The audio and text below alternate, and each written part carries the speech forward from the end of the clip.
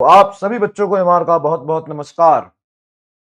Good evening, good evening, good evening. क्या हाल चाल? Homework done? वाह यार, कितना एक्साइटेड है। पहला ही मैसेज मुझे मिला, सर होमवर्क डन। बहुत बढ़िया, बहुत बढ़िया मालिक। इसी बात की मुझे उम्मीद थी आपसे। Homework done is a very good. बहुत बढ़िया, बहुत बढ़िया, बहुत बढ़िया। ऑडियो एंड वीडियो क्लियर है तो प्लीज एक बार थम्स अप कर दीजिए, फिर आज का कार्यक्रम शुरू करते हैं। 2 मिनट तो लेट हुआ हूं भाई, 6-3 तो हो ही गया।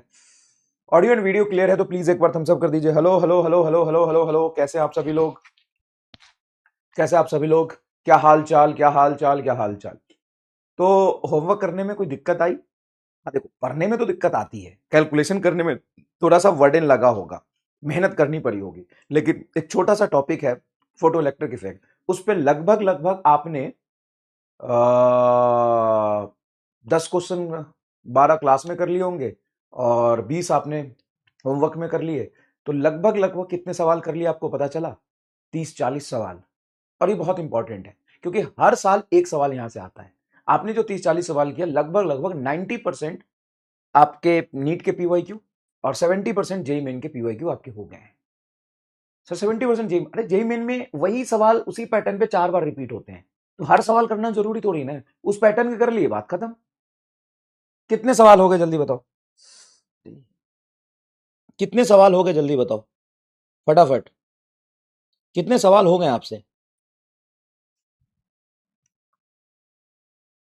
आज हम लोग क्या पढ़ने वाले हैं? आज पढ़ने वाले हैं टुडेज गोल।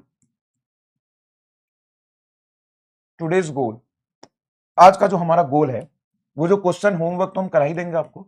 उसके बाद हम लोग पढ़ेंगे मैटर वेवलेंथ।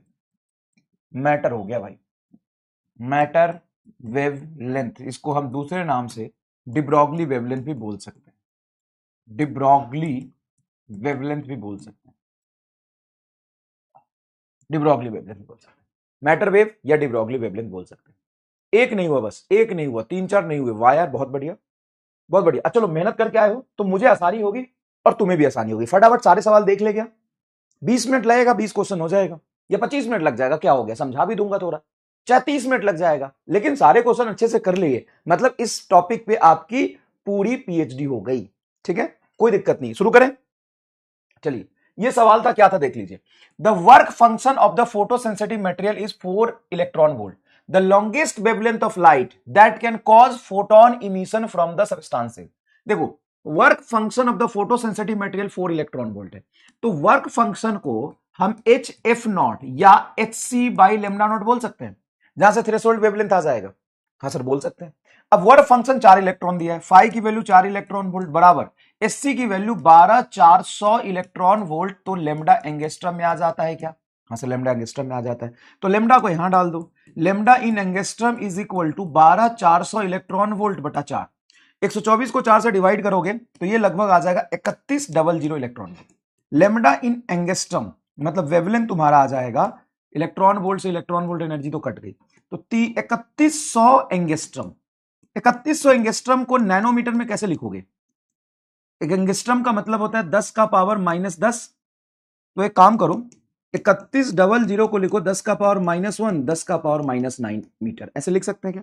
अरे 10 का पावर -10 को 10 का पावर -1, 10 का पावर -9, एक जीरो से 10 का पावर -1 कट जाएगा, तो 310 10 के पावर -9 को नैनोमीटर लिख सकते हैं।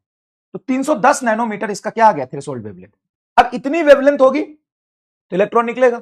अगर इससे ज्यादा वेवलेंथ होगी तो नहीं निकलेगा, इससे कम वेवलेंथ होगी तो निकलेगा। अब इससे कम कौन कौन से? तो 310 से कम मतलब 310 तो निकल ही जाएगा लॉन्गेस्ट में, 31 नैनोमीटर पे भी निकल जाएगा। लेकिन लॉन्गेस्ट पूछा, सबसे बड़ा जिस पर निकल सकता है, इस पे भी निकलेगा, इस पे भी निकलेगा, इन दोनों में बड़ा ये है। इस पर नहीं निकलेगा, इस पर नहीं निकलेगा, खत्म। यही तो करना था, कर लिया था क्या आपने? Yes, D is your correct answer. देखो, एंगस्ट्रम से हम नैनोमीटर में कैसे कन्वर्ट करेंगे आपको दिखा। अच्छा, एक और तरीका देखिए, जब भी पावर बड़ा होगा तो नंबर मैग्नीट्यूड छोटा होगा। यूनिट एंड डायमेंशन में आपने पढ़ा होगा, एन यू का प्रोडक्ट कांस्टेंट होता है। जैसे देखो, या मल्टीप्लाइंग फैक्टर देखो, जैसे मान लो 31 इंटू 10 का पावर 4 मीटर लिखा मैंने। अब अगर मैं इस 4 को 3 कर दूं, तो 10 का पावर 4 को 10 का पावर 3 इंटू 10 करूंगा तो ये 310 इंटू 10 का पावर 3 मीटर हो जाएगा। तो पावर कम करूंगा तो वैल्यू बढ़ेगी। सर एक तो ऑब्वियस ही बात है। अगर वैल्यू कम किया तो मैं यहां पे 3.1 लिखा तो 10 का पावर 5 मीटर हो जाएगा। अच्छा, उसी तरीके से देखो 10 का पावर -10 मीटर है, अगर मैं इसको पावर बढ़ाऊं तो माइनस में -10 से -9 ना, पावर 1 बढ़ना, 1 बढ़ेगा तो मैग्नीट्यूड 1 छोटा हो जाएगा। 3100 है, अगर एंगस्ट्रम में 10 का पावर -10 में 10 का पावर -9 करूंगा तो 310 आ जाएगा, 10 का पावर -8 करूंगा तो 31 आ जाएगा, 10 का पावर -7 करूंगा तो 3.1 आ जाएगा। क्या ये बात चमका तुमको? ये बात चमका मैं क्या कह रहा हूं? तो पावर शिफ्टिंग आपको थोड़ा आना चाहिए, पावर शिफ्टिंग थोड़ा तुमको आना चाहिए। बोलो बोलो भाई, पावर शिफ्टिंग तुमको थोड़ा आना चाहिए। क्लियर है क्या? चलिए ये हो गया था। दूसरा देखिए, अच्छा मैंने बोल दिया था कौन कौन सा लिखना है कौन कौन सा नहीं लिखना है, हिंट आपको मिल गया था ना बेटा, ये कॉपी करना था आपको, ठीक है। और इसमें क्या कॉपी करना था? सवाल, उसका सॉल्यूशन, ये आंसर लिखना था अच्छे से, ये ऑप्शन नहीं लिखना है। उसके बाद उसी पैटर्न पे है तो ये कॉपी नहीं करना था, देखो no copy. The work function of the caesium, potassium and sodium are 2.14, 2.30, 2.75 respectively. If incident electromagnetic radiation has a incident energy 2.2 electron volt, मतलब एनर्जी ऑफ फोटोन आपको 2.2 इलेक्ट्रॉन वोल्ट दे दिया। अब इससे ज्यादा होगा तो फोटो इलेक्ट्रिक वेट हो जाएगा, इससे ज्यादा कौन है? 2.2 से 2.75 ज्यादा है, 2.30 भी ज्यादा है, 2.14 कम है, मतलब सीजियम से नहीं होगा, पोटेशियम और सोडियम से होगा। तो देखो यहां लिखा है ना, बीच ऑफ द फोटोसेंसिटिव मेटल में इमिट फोटो इलेक्ट्रॉन, तो सीजियम से नहीं होगा, बोथ Na एंड K से हो जाएगा। इसका भी चौथा आएगा क्या? Caesium only. The work function of the caesium, अच्छा लाइट की इतनी है और वर्क फंक्शन ज्यादा है तो इससे नहीं होगा, इससे भी नहीं होगा, क्योंकि वर्क फंक्शन दिया हुआ है 2.41, सॉरी वर्क फंक्शन दिया हुआ है 2.14, 2.30 एंड अरे यार 2.75, ये वर्क फंक्शन दिया है और ये एनर्जी ऑफ लाइट ही है। अगर एनर्जी ऑफ फोटोन कम है वर्क फंक्शन से तो नो इमिशन। अब यहां पे ये 2.2 energy of photon and work function ज्यादा, इससे नहीं होगा, उससे नहीं होगा, सिर्फ सीजियम से होगा। अच्छा सिर्फ सीजियम से होगा, उल्टा सोच लिया था मैंने, सिर्फ सीजियम से होगा, सिर्फ सीजियम से होगा। देखो सीजियम का फाई दिया हुआ है हमें कितना? 2.14 और लाइट कितनी है? 2.20, तो 2.20 एनर्जी ऑफ लाइट ज्यादा है इसके वर्क फंक्शन से। कंफ्यूज हो गए लैंग्वेज में ना? डी बोलने वालों मेरी तरह तुम भी कंफ्यूज हो गए लैंग्वेज को देख के।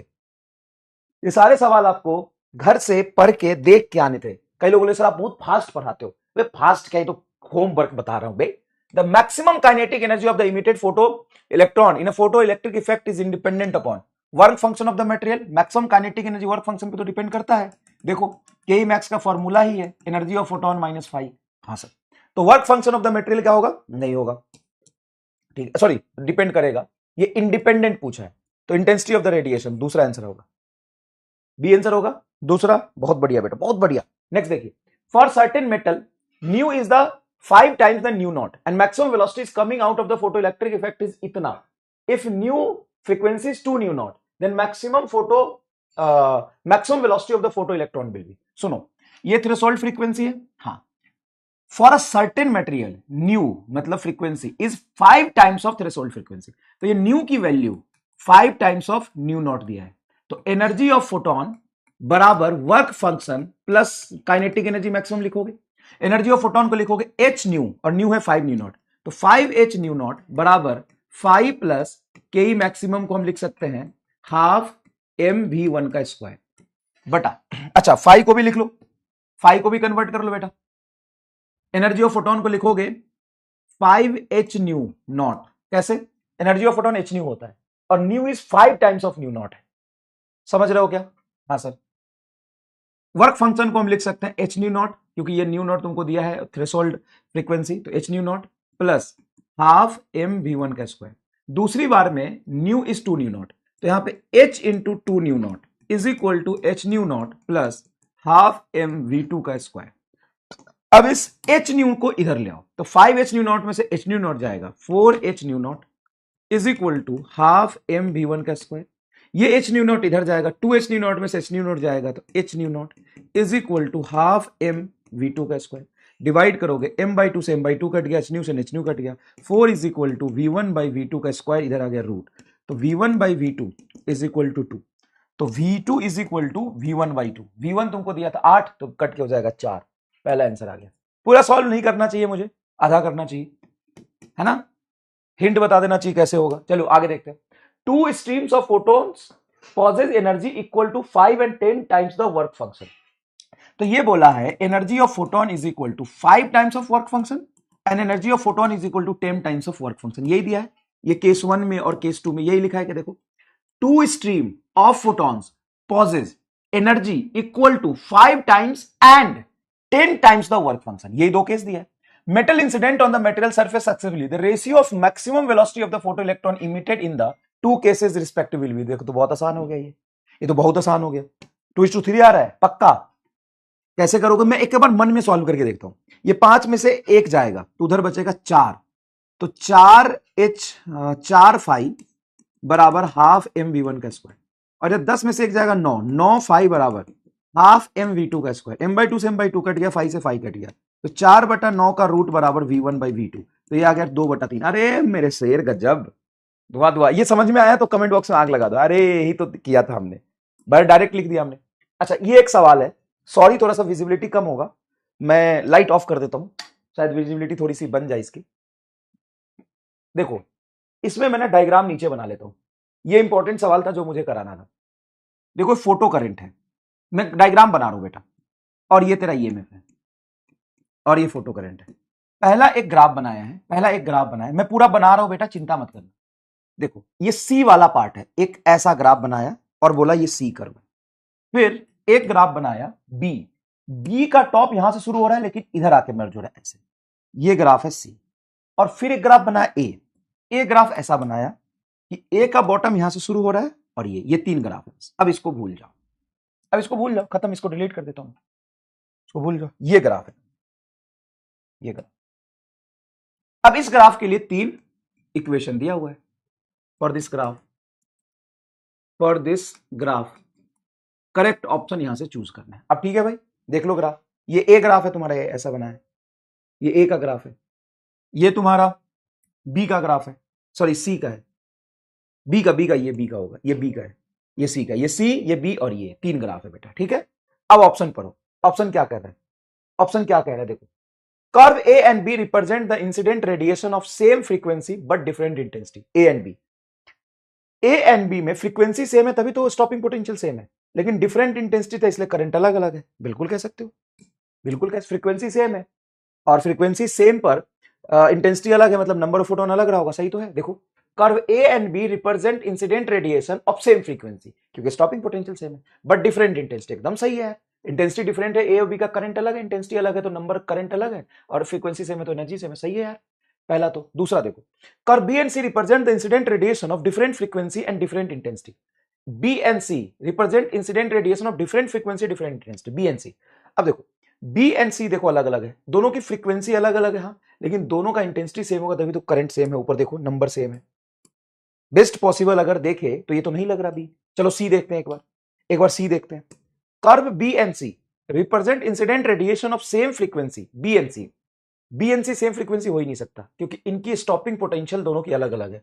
जब स्टॉपिंग पोटेंशियल अलग अलग सेम फ्रीक्वेंसी हो ही नहीं सकता।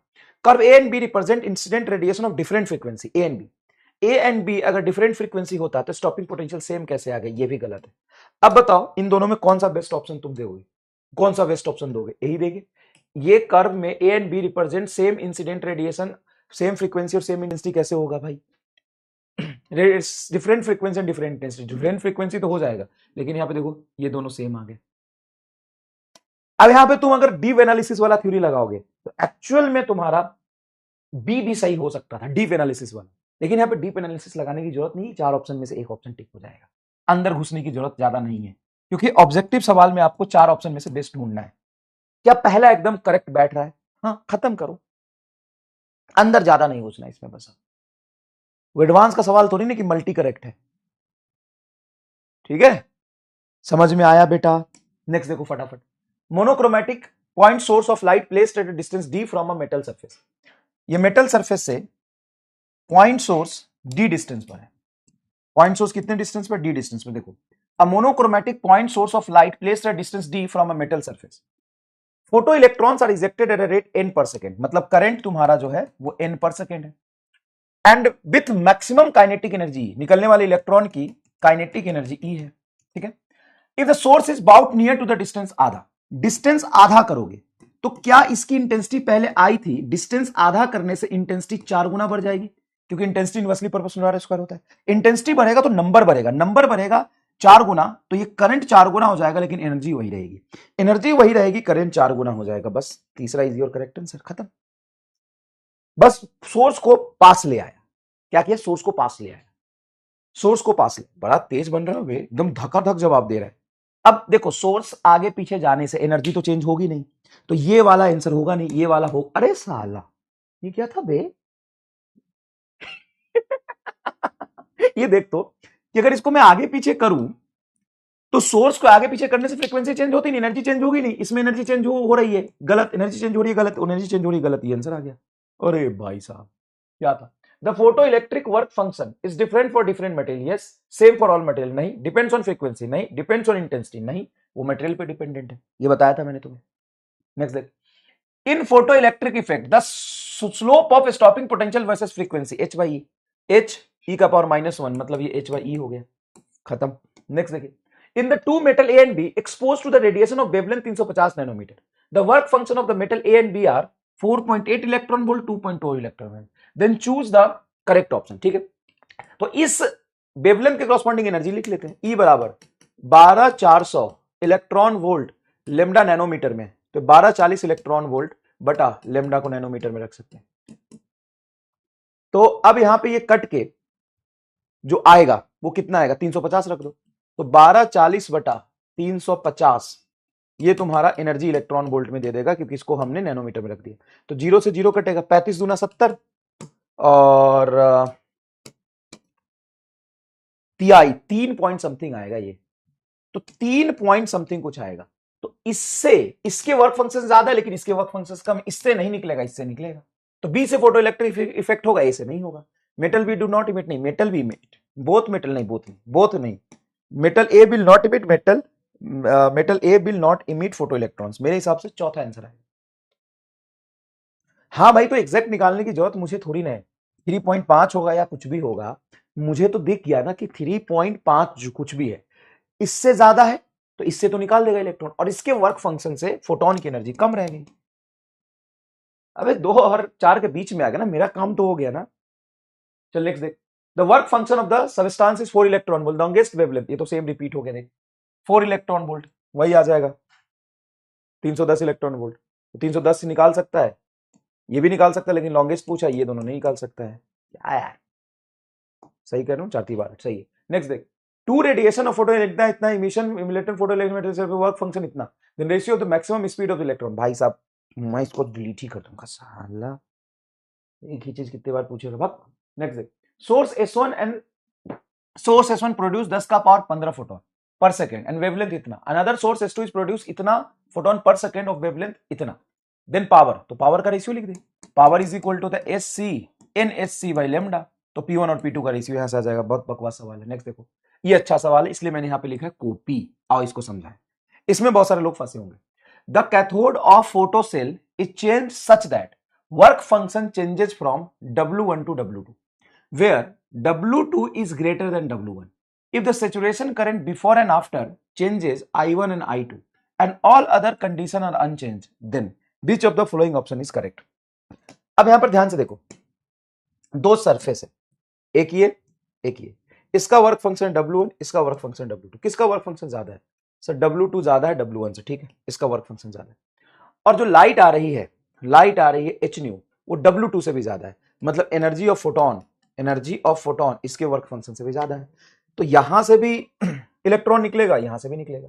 Cathode of photon changes such that work function changes इतना and इतना if the saturation current before and after the changes are I1 and I2, all other condition are unchanged, मतलब उसकी इंटेंसिटी फ्रीक्वेंसी सेम है, intensity frequency of light is same. अब frequency क्या decide करता है?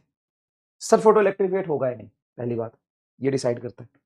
दूसरा ये डिसाइड करता है कि निकलने वाले इलेक्ट्रॉन की काइनेटिक एनर्जी क्या होगी। अब मान लो ये वर्क फंक्शन है 2 इलेक्ट्रॉन, ये वर्क फंक्शन है 3 इलेक्ट्रॉन, और फोटोन की एनर्जी है 4 इलेक्ट्रॉन। क्या फोटोन यहां से 3 इलेक्ट्रॉन वोल्ट वर्क वाले फंक्शन से इलेक्ट्रॉन निकाल देगा? यहां से भी निकाल देगा। अब मान लो 200 फोटोन इस पर पड़े, 200 इस पर पड़े, तो नंबर ऑफ फोटोन तो दोनों पे सेम पड़ रहा है और condition of photoelectric effect satisfy हो गया, तो निकलने वाले इलेक्ट्रॉन तो सेम ही निकलेंगे, उनकी एनर्जी अलग अलग हो सकती है लेकिन नंबर ऑफ इलेक्ट्रॉन तो सेम ही निकलेंगे। बताओ समझ में आया? समझ में आया? क्लियर है? नेक्स्ट देखिए, the work function of the aluminium इतना in the respectively the ratio of slope of the stopping potential versus 1:1। Work function कुछ भी हो, स्लोप तो 1:1 ही होता है। Yes sir. नेक्स्ट देखिए, the difference between threshold wavelength for the two metal surface A and B having work function इतना and इतना नैनोमीटर इज। अच्छा ये अच्छा सवाल हो गया। वर्क फंक्शन तुमको दिया तो थ्रेशोल्ड वेवलेंथ निकाल सकते हो, इसका वेवलेंथ हो जाएगा λ01, इसका वेवलेंथ हो जाएगा λ02 और उसका डिफरेंस पूछा है, कर लोगे? हाँ सर आसान है sir. Phi is equal to SC by λ01, तो इसके कोरोस्पॉन्डिंग ये आ जाएगा। Phi B is equal to हो जाए SC बाई λ02, दोनों का डिफरेंस पूछा है तो यहां से λ1 λ2 निकाल के दोनों का डिफरेंस निकाल लो, कोई खास बात नहीं। बी आंसर आ रहा है पक्का? पक्का ना, जल्दी मत करिए। नेक्स्ट देखो, the photo electric effect does not take place if the energy of the incident radiation is less than the work function of a metal. Photo electric effect does not take place if the energy of incident radiation, अब radiation की energy कम है तो photon की energy तो कम ही हो जाएगी, सही बात है। Kinetic energy of the photo electron is zero if the energy of the incident radiation is equal to the work function of the metal, ये भी सही है, दोनों सेपरेट सही है, रिलेशन सही नहीं है। क्यों नहीं होगा? वर्क फंक्शन से फोटोन की एनर्जी कम है। A correct but R is not correct. Both A is correct and R is the correct explanation. Both A and R is correct and R is the correct explanation, but R is the correct explanation of A. दोनों में same चिपका दिया है, correct दोनों सही है लेकिन correct explanation नहीं है, नॉट द करेक्ट एक्सप्लेनेशन। सही में समझ में आया? But R is the not the correct explanation. Next देखिए, kinetic energy of the emitted electron is E when the light is incident on the metal have wavelength lambda. To double the kinetic energy the incident light must have the wavelength। बड़ा आसान है, ये बोल रहा है kinetic energy of the emitted electron is he when the light incident on the metal surface has wavelength lambda, तो hc by lambda is equal to work function plus kinetic energy दिया। अब बोला to double the kinetic energy, kinetic energy को double करना है तो kinetic energy यहाँ पे 2 ही लिख दो, मेटल का वर्क फंक्शन तो उतना ही रहेगा और hc by lambda dash, lambda dash तुमसे पूछा है, ठीक है, मस्ट हैव द वेवलेंथ। अब तुम्हें ये देखना पड़ेगा कि हमसे फाई की वेट टर्म्स में आंसर नहीं पूछा है तो वेवलेंथ इनके टर्म से पूछा, तो फाई हटा दो इस इक्वेशन से। फाई कैसे हटाओगे? तो सिंपल सी बात है, पहले इक्वेशन से SC बाई लेमडा माइनस ई बराबर फाई होगा, अगर ई को इधर ले आओ तो, हाँ, और is equal to SC by lambda dash minus 2e बराबर फाई होगा। तो इक्वेशन 1 और 2 को फाई कैलकुलेट करके बराबर किया, मतलब ई को इधर लाया तो फाई बचेगा, 2e को इधर लाया तो फाई बचेगा और फिर दोनों को इक्वल कर दिया। अब 2e को इधर ले आओ और लेमडा को इधर ले जाओ, तो ये जो ई है, नहीं 2e को इधर लाओ बस, तो माइनस 2 इधर आएगा तो माइनस 2 इधर आके प्लस ई, तो SC by lambda plus E is equal to SC by lambda dash. अब ये लेमडा डैश निकाल लो, अच्छा ठीक है, ठीक है, तो प्लस वाला आंसर आ रहा है, तो ये माइनस वाला हटा दो, प्लस वाला आंसर आएगा। प्लस वाले में कौन सा आंसर आएगा? हमें लेमडा डैश पूछा है, ठीक है ना, तो HC को पहले नीचे लाओ तो आएगा 1 by lambda HC plus E by SC is equal to 1 upon lambda dash. यहां से SC लेमडा का तुम एलसीएम ले लो, तो ये आ जाएगा HC प्लस लेमडा ई बटा H lambda C is equal to 1 upon lambda dash. तो लेमडा HC ये आंसर आ रहा है, देखो एकदम सेम ये मैच कर गया।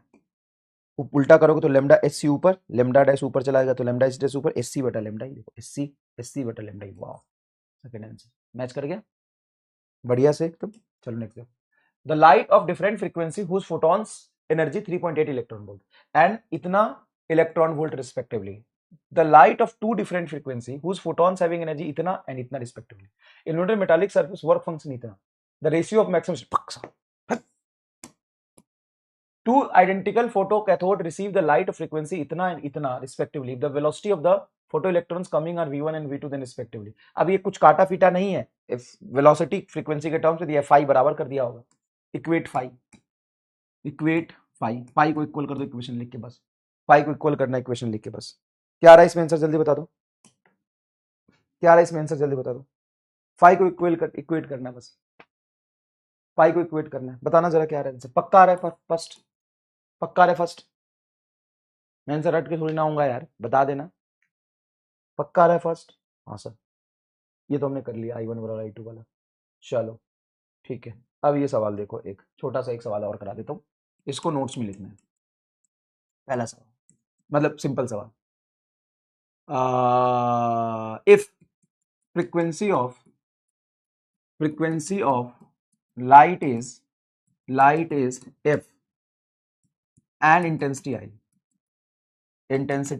I, if both becomes double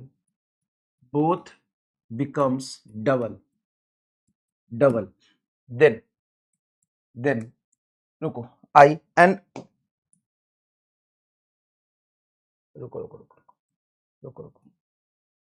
सवाल ये है कि frequency of light is f and intensity is I, then kinetic energy of ejected electron Ke max, of course max of ejected electron is E, ठीक है।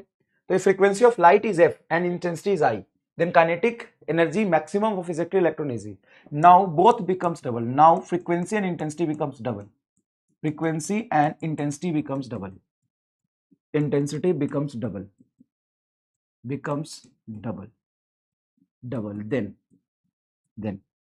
then आपको सवाल का जवाब देना है, 45 सेकंड का आपको टाइम देंगे। Then Ke max of electron will be,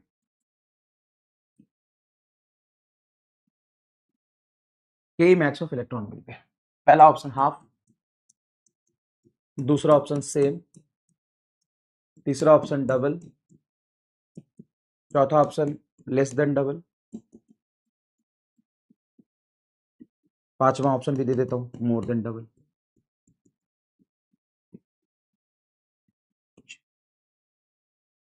thirty second का आपके पास टाइम है, सफिशियंट टाइम है, 45 सेकेंड। अब सेट, पांच ऑप्शन तो दिए ही नहीं मैंने, रुको, पांच ऑप्शन 60 सेकेंड करो, पांच ऑप्शन 60 सेकेंड करो।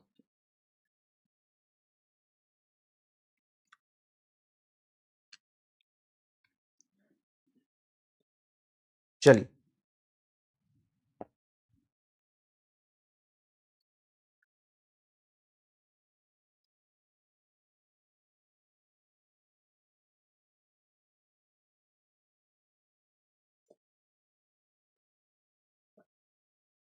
चलिए, क्या लगता है जनता? देखो एग्जैक्टली 25 मिनट हुआ है और 20 सवाल का धुआं धुआं कर दिया है। पता है ये कैसे हुआ? क्योंकि तुम पढ़ के आए थे, करके आए थे, एक दो क्वेश्चन में डाउट हो गया, सब डिस्कस हो गया, और देखो आंसर तक निकाला है मैंने सवालों के, दो चार का ही छोड़ा एकदम सेम टाइम का रिपीट हुआ। तो और इतना मेहनत तुम करके आओगे तो सच में बहुत मजा आएगा, और ये टाइम वेस्ट नहीं हुआ। ऐसे मत समझना कि अरे सर जी कुछ पढ़ाया नहीं, भाई पढ़ा तो उसका क्वेश्चन भी तो प्रैक्टिस जरूरी है। हमने जो पढ़ा उसका क्वेश्चन प्रैक्टिस भी तो जरूरी है बेटा। ऐसा थोड़ी ना तो ये क्वेश्चन नहीं करेंगे, तुम मेहनत करके आओगे घर से ना तो देखो कितना फायदा हुआ होगा। जो नहीं करके आए होंगे ना, होंगे कुछ बच्चे, वो बेचारे बहुत उदास हो गए होंगे, तो आपको करना पड़ेगा, ठीक है ना। चलिए आंसर देखिए बेटा, आइए आंसर देखिए, half, same, double, less than double, मोर देन डबल। तो बहुत लोगों ने ये दिया होगा डबल, जो कि बिल्कुल ही गलत है, ये होगा more than double, as I remember more than double, yes. तो ऑप्शन ई इज करेक्ट। 17% जनता ओनली। तो एक बड़ा एमआर स्कैम आपके साथ हो चुका है। शुरुआत ही क्लास के स्कैम से हो और लास्ट भी स्कैम से हो, उस क्लास के फिर क्या ही कहने। क्या कैसे कहती है जनता? पूरा लीडर बोर्ड देखा जाए, वैभव सिंह राणा, रामलाल झा। रामलाल झा कौन है यार? ये शायद हमेशा सही जवाब देता है यार ये, या तो ये बहुत बड़ा सेटिंगबाज है, या तो फिर ये सच में बहुत बड़ा बढ़िया पढ़ता है, बताओ। चलिए आइए कमेंट में आ जाइए सभी लोग, क्या लगता है? मात्र 17% जवाब जनता ने सही दिया है। और ये सवाल बहुत बढ़िया है, इसको इसी के साथ लिखिएगा, इस सवाल को एमआर स्कैम के साथ। क्या है? If frequency of light is f and intensity I, then kinetic energy of ejected electron is E. Now frequency and intensity becomes double. Then kinetic energy of ejected electron is. अब एक बड़े शानदार सवाल, एक सवाल और कराओगे क्या? एक सवाल और एक सवाल और कराता हूं, चलो इसमें शायद तुम ना फंसो क्योंकि सीख लिया उसी पैटर्न पे। If frequency of light is F and intensity I, then saturation current is I. Then saturation current is I. Saturation current is I. Now frequency and intensity become double. Then current of electron will be. Then current will be. अब वही यही option है, इसी option में आपको जवाब देने। मात्र 30 सेकंड का मैं समय देना चाहूंगा, ज्यादा नहीं, उसी में जवाब देना है। अब उम्मीद है कि आप गलती ना करें क्योंकि समझ गए होंगे, कई लोगों ने पढ़ा भी था पहले, वही चीज है, कोई खास बात नहीं है। लेकिन कई लोग क्या इतने भंड होते हैं ना, इसलिए मैं दोबारा करा रहा हूं। तो if frequency of light is F and intensity is I, then saturation current is I. Now frequency and intensity becomes double, then current will be. बताओ, तो एक्चुअल में यहां पे इक्वेशन जो बन रहा है ना, वो लीनियरली डिपेंडेंसी है बट डायरेक्टली प्रोपोर्शनल नहीं है, वो वाली यहां पे थोड़ी दिक्कत आ रही है ना, देखते हैं। चलिए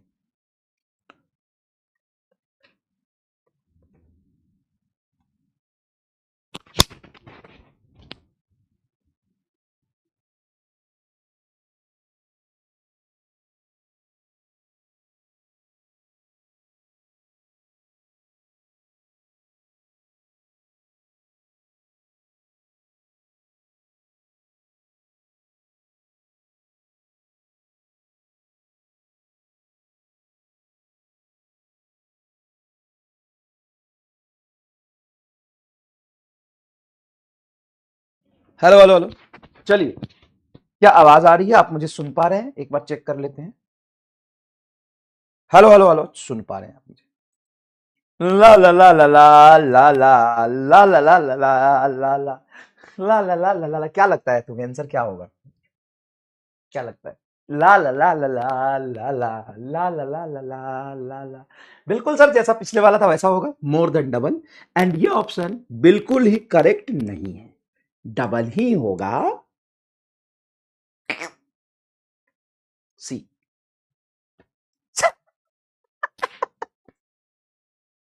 अरे 43% सही हो गए लोगे, चल कोई बात ना।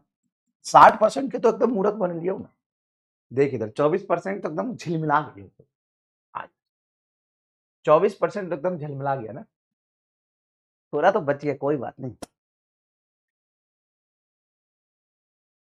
काइनेटिक एनर्जी इंटेंसिटी पे डिपेंड नहीं करता, हो तो फ्रीक्वेंसी और इंटेंसिटी दोनों को डबल किया ना, now frequency and intensity becomes double, दोनों डबल किया, लाइट की फ्रीक्वेंसी एंड इंटेंसिटी दोनों डबल कर दिया। एक मिनट, अगर फ्रीक्वेंसी और इंटेंसिटी दोनों डबल करूं तो सेम रह जाएगा, ये भी गलत है। ओहो, आपके साथ बहुत बड़ा स्कैम हो चुका है। आई एम सॉरी गाइस, मेरे साथ ही हो गया in fact, I am sorry guys, मेरे साथ ही हो गया इनफैक्ट। एक्चुअल में ये तो सेम रहेगा, मेरे साथ ही हो गया, मैं बता रहा हूं मेरे साथ ही हो। कितने परसेंट लोग का ये बी था सही, कैसे पता चलेगा? नहीं पता चलेगा ना, अभी सवाल मैंने पूरा पढ़ा तो मुझे चमका, ये पता कैसे चलेगा? हो गया, स्कैम हो गया, सेम रहेगा। अरे यार, एक तो उसको समझाना मुश्किल, अब ये समझाना मुश्किल, उसके बाद एक और स्कैम समझाना मुश्किल, लेकिन सब समझेंगे। अब तू कह रहा होगा सर हम नहीं पढ़ेंगे, इतना मुश्किल से 20-20 सवाल हम करके आए थे, 17% था। अब वो 17% जो थे ना, वो एक्चुअल में सही थे, ये 17% सही थे, मतलब ये तो तगड़ा एमआर स्कैम हो गया, जो एमआर के साथ ही हो गया, एमआर के साथ ही हो गया। चलिए एक एक करके समझते हैं सारी चीजें, चिंता मत करिए, मैं समझा दूंगा, थोड़ी थोड़ी ध्यान रखनी है चीजों का। आइए समझा दूं। सबसे पहले ये समझते हैं, जो ये वाला सवाल था कि काइनेटिक एनर्जी फ्रीक्वेंसी के डबल होने से डबल क्यों नहीं हुआ। आइए समझते हैं, लेट्स एग्जांपल से समझाते हैं पहले मैथमेटिकली, फिर तुम्हें क्वेश्चन समझाएंगे, सारा समझाऊंगा, चिंता मत करना, सारा तरीके समझाऊंगा। देखो लेट फ्रीक्वेंसी इज कुछ एफ है, then energy of photon is 2 electron volt, मान लिया मैंने, एज्यूम किया एफ फ्रीक्वेंसी पे energy of photon 2 electron volt and work function is 1 electron volt. तो काइनेटिक एनर्जी कितना आएगा बताओ, बताओ मैक्सिमम काइनेटिक एनर्जी कितना आएगा, निकाल के बताओ। सर मैक्सिमम काइनेटिक एनर्जी होता है energy of photon minus work function. तो एनर्जी ऑफ फोटोन है 2, वर्क फंक्शन है 1, तो क्या 2 minus 1 is equal to 1 electron volt आ जाएगा। हाँ, तो ये तुम्हारी ई है। अब उसने बोला कि फ्रीक्वेंसी डबल, यही बोला फ्रीक्वेंसी डबल, इंटेंसिटी भी डबल हुआ है, लेकिन इंटेंसिटी डबल होने से नंबर डबल होता है, एनर्जी पे तो कोई चेंज आता नहीं। फ्रीक्वेंसी डबल होने से एनर्जी डबल होती है। अब अगर फ्रीक्वेंसी 2f हो गया तो क्या energy of photon just double होगा, फ्रीक्वेंसी डबल होने से एनर्जी ऑफ फोटोन डबल होगा, तो 2 इलेक्ट्रॉन वोल्ट का क्या हो जाएगा, ये 4 electron volt. And work function metal का तो सेम ही रहता है, वो थोड़ी ना चेंज होता है। भले ही फ्रीक्वेंसी डबल होने से एनर्जी डबल होगा फोटोन का, लेकिन वर्क फंक्शन तो सेम ही रहता है बेटा। हाँ, अब काइनेटिक एनर्जी ऑफ इलेक्ट्रॉन बताइए क्या होगा। तो काइनेटिक एनर्जी ऑफ इलेक्ट्रॉन होता है ep माइनस 5, ईपी बोलिए 4 में से 1, बताओ 3 इलेक्ट्रॉन वोल्ट। अब बताओ 1 से 3 हो गया, क्या मोर देन डबल हुआ, मोर देन डबल हुआ। अब आपके मन में भांति भांति के डाउट आ रहे होंगे, सर ये तो एक वैल्यू लेके आपने किया, आप कोई भी वैल्यू लेके करिए, मैं पूरा अच्छे से आपको समझा दूंगा क्यों होता है ऐसा, मैं वो भी बताऊंगा, थोड़ा रुकिए। सर आपने तो बोला था कि energy of kinetic energy frequency पे डिपेंड करता है। हाँ, फ्रीक्वेंसी पे डिपेंड करता है। काइनेटिक एनर्जी बढ़ने फ्रीक्वेंसी बढ़ेगा, हाँ बढ़ेगा, देखिए सॉरी फ्रीक्वेंसी बढ़े पे काइनेटिक एनर्जी बढ़ेगा, हाँ बढ़ेगा। देखो फ्रीक्वेंसी एफ था तो काइनेटिक एनर्जी 1 इलेक्ट्रॉन वोल्ट है, फ्रीक्वेंसी 2f किया, if now frequency becomes 2f, frequency 2f तो एनर्जी डबल हो गया, एनर्जी डबल हो देखो काइनेटिक एनर्जी भी 3 हो गया, बढ़ गया। अब आप एक और कर दिए, एक और बार करते हैं, दूसरा एग्जांपल लेते हैं। Let at F frequency energy of photon is 6 electron मान लो, ठीक है सर, ठीक है, और वर्क फंक्शन मान लेते हैं 1 इलेक्ट्रॉन, ठीक। ये एज्यूम किया है मैंने, एज्यूम किया है, एक एग्जाम्पल लिया है, क्योंकि न्यूमेरिकल वैल्यू से चीजें जल्दी चमकती, इसलिए एक एग्जाम्पल लिया है कि मान लो फोटोन की फ्रीक्वेंसी एफ है तो एनर्जी 6 आ रही है और वर्क फंक्शन 1 है, तो काइनेटिक एनर्जी मैक्सिमम कितनी आएगी सर, काइनेटिक एनर्जी आएगी 6 माइनस 1, 5 इलेक्ट्रॉन वोल्ट आएगी। ओके सर जी। नाउ अगर मैं फ्रीक्वेंसी को 2f कर दूं तो फ्रीक्वेंसी डबल होने से एनर्जी ऑफ फोटोन तो hf होता है, फ्रीक्वेंसी डबल होने से एनर्जी ऑफ फोटोन डबल होगी, तो यह आ जाएगा 12 इलेक्ट्रॉन वोल्ट। वर्क फंक्शन से कोई डिपेंड नहीं करता, मेटल तो वही है, तो काइनेटिक एनर्जी मैक्सिमम क्या आ जाएगा, 12 माइनस 1, 11 इलेक्ट्रॉन वोल्ट। पहले कितना था 5, अब 5 का दुगना होता 10, लेकिन ये तो 11 हुआ, डबल से ज्यादा हुआ, डबल से ज्यादा हुआ। एक और एग्जांपल लेके समझाते हैं, छोड़ेंगे नहीं, एक और एग्जांपल लेके समझाते हैं। Let at frequency F energy of photon is 8 electron volt, work function is 7 electron, एकदम पास पास ले लिया। तो काइनेटिक एनर्जी कितना आएगा ऐसे एग्जांपल पे सर, 8 में से 7, 1 इलेक्ट्रॉन वोल्ट। अब मैं फ्रीक्वेंसी को डबल करता हूं तो at 2f energy of photon double होगी, तो बताओ 8 का double sir 16 electron volt. Work function तो एक ही रह गया, हाँ वर्क फंक्शन एक रह गया, काइनेटिक एनर्जी ऑफ इलेक्ट्रॉन क्या आ जाएगा, 16 में से 1 15 इलेक्ट्रॉन वोल्ट। पहले बताओ कितनी थी काइनेटिक एनर्जी सर, एक ही था मात्र, अब कितना 15, तो 1 से 15 हो गया, डबल से तो ज्यादा ही हो गया। हाँ, तो तुम चाहे 1000 बार कर लो ऐसा एक्सपेरिमेंट, 1000 बार कर लो, हमेशा hello hello hello hello hello 1000 बार कर लो, हमेशा काइनेटिक एनर्जी मोर देन डबल आएगा। देखो पहले कितना था काइनेटिक एनर्जी, देखो पहले था 5, अब हो गया 11, पहले था 1, अब हो गया 15, क्या मोर देन डबल है। हाँ, अब ऐसा क्यों होता है वो भी मैथमेटिकली आपको समझा। ऐसा इसलिए होता है, ऐसा इसलिए होता है, ऐसा इसलिए होता है क्योंकि दो चीज है, एक होता है directly proportional, y is proportional to x, और मैं इक्वेशन लिखता हूं y बराबर kx, इंटरसेप्ट 0 है, मतलब ये हुआ कि एग्जैक्टली x को डबल करने से y डबल होगा, मैं लीनियर ग्राफ बनता है ओरिजिन से पास होता हुआ इसका y वर्सेस x का। लेकिन अगर तुम्हें रिलेशन लिखा है y बराबर kx प्लस c, तो इसका ग्राफ कुछ ये बनेगा, इसको लीनियरली डिपेंडेंसी कहते हैं बट डायरेक्टली प्रोपोर्शनल नहीं बोल सकते। यहां पे आप बोलेंगे y depends on x, depends on x, linearly depends on x, linearly depends on x but not directly proportional। कोई भी कांस्टेंट अगर ऐड या सब्ट्रैक्ट हो रहा हो तो इसमें इसको x को डबल करने से y डबल हो ये जरूरी नहीं है, लेकिन अगर वो ओरिजिन से पास हो रहा होगा तो इसको कहते हैं y linearly depend on x और directly proportional also. y is directly proportional to x and also linearly dependent, linearly dependent। इसको हम linearly dependent भी बोलेंगे, इसको हम linearly dependent भी बोलेंगे और डायरेक्टली प्रोपोर्शनल भी बोलेंगे। अगर इंटरसेप्ट अगर 0 है तो आप x को डबल करो y डबल होगा। इसको बोलते हैं डायरेक्टली, जैसे PV is equal to nRT में अगर आइसोबारिक प्रोसेस हो तो प्रेशर कांस्टेंट होता है आइसोबारिक में, वॉल्यूम टेम्परेचर के प्रोपोर्शनल होता है, तो टेम्परेचर डबल तो वॉल्यूम भी डबल, ये इजी है। जैसे आइसोकोरिक में वॉल्यूम कांस्टेंट होता है तो पीवी बराबर एनआरटी, वॉल्यूम कांस्टेंट होता है तो ये वॉल्यूम कांस्टेंट एनआर कांस्टेंट, तो पी डायरेक्टली प्रोपोर्शनल टी, इन सबको कहते हैं डायरेक्टली प्रोपोर्शनल। जैसे फोर्स होता है एफ बराबर के Q1 Q2 बटा आर स्क्वायर, तो force directly proportional to charge, ये कह सकते हैं। जैसे स्प्रिंग फोर्स होता है एफ बराबर के एक्स, तो force directly proportional to X, X double होगा फोर्स डबल होगा। लेकिन इसी में अगर मैं लिखूं एफ बराबर के एक्स प्लस 4, तो यहां पे अब फोर्स एक्स के प्रोपोर्शनल नहीं है, एक्स डबल होने से फोर्स डबल नहीं होगा। हाँ, फोर्स एक्स पर लिनियरली डिपेंड करेगा, एक्स बढ़ने पर फोर्स बढ़ेगा, लेकिन डबल करने पर डायरेक्टली प्रोपोर्शनल इसको नहीं बोलते हैं। कितने लोगों को चमक गया? कमेंट बॉक्स में आग लगा दीजिए। कितने लोगों को समझ गया? कमेंट बॉक्स में आग लगा दीजिए।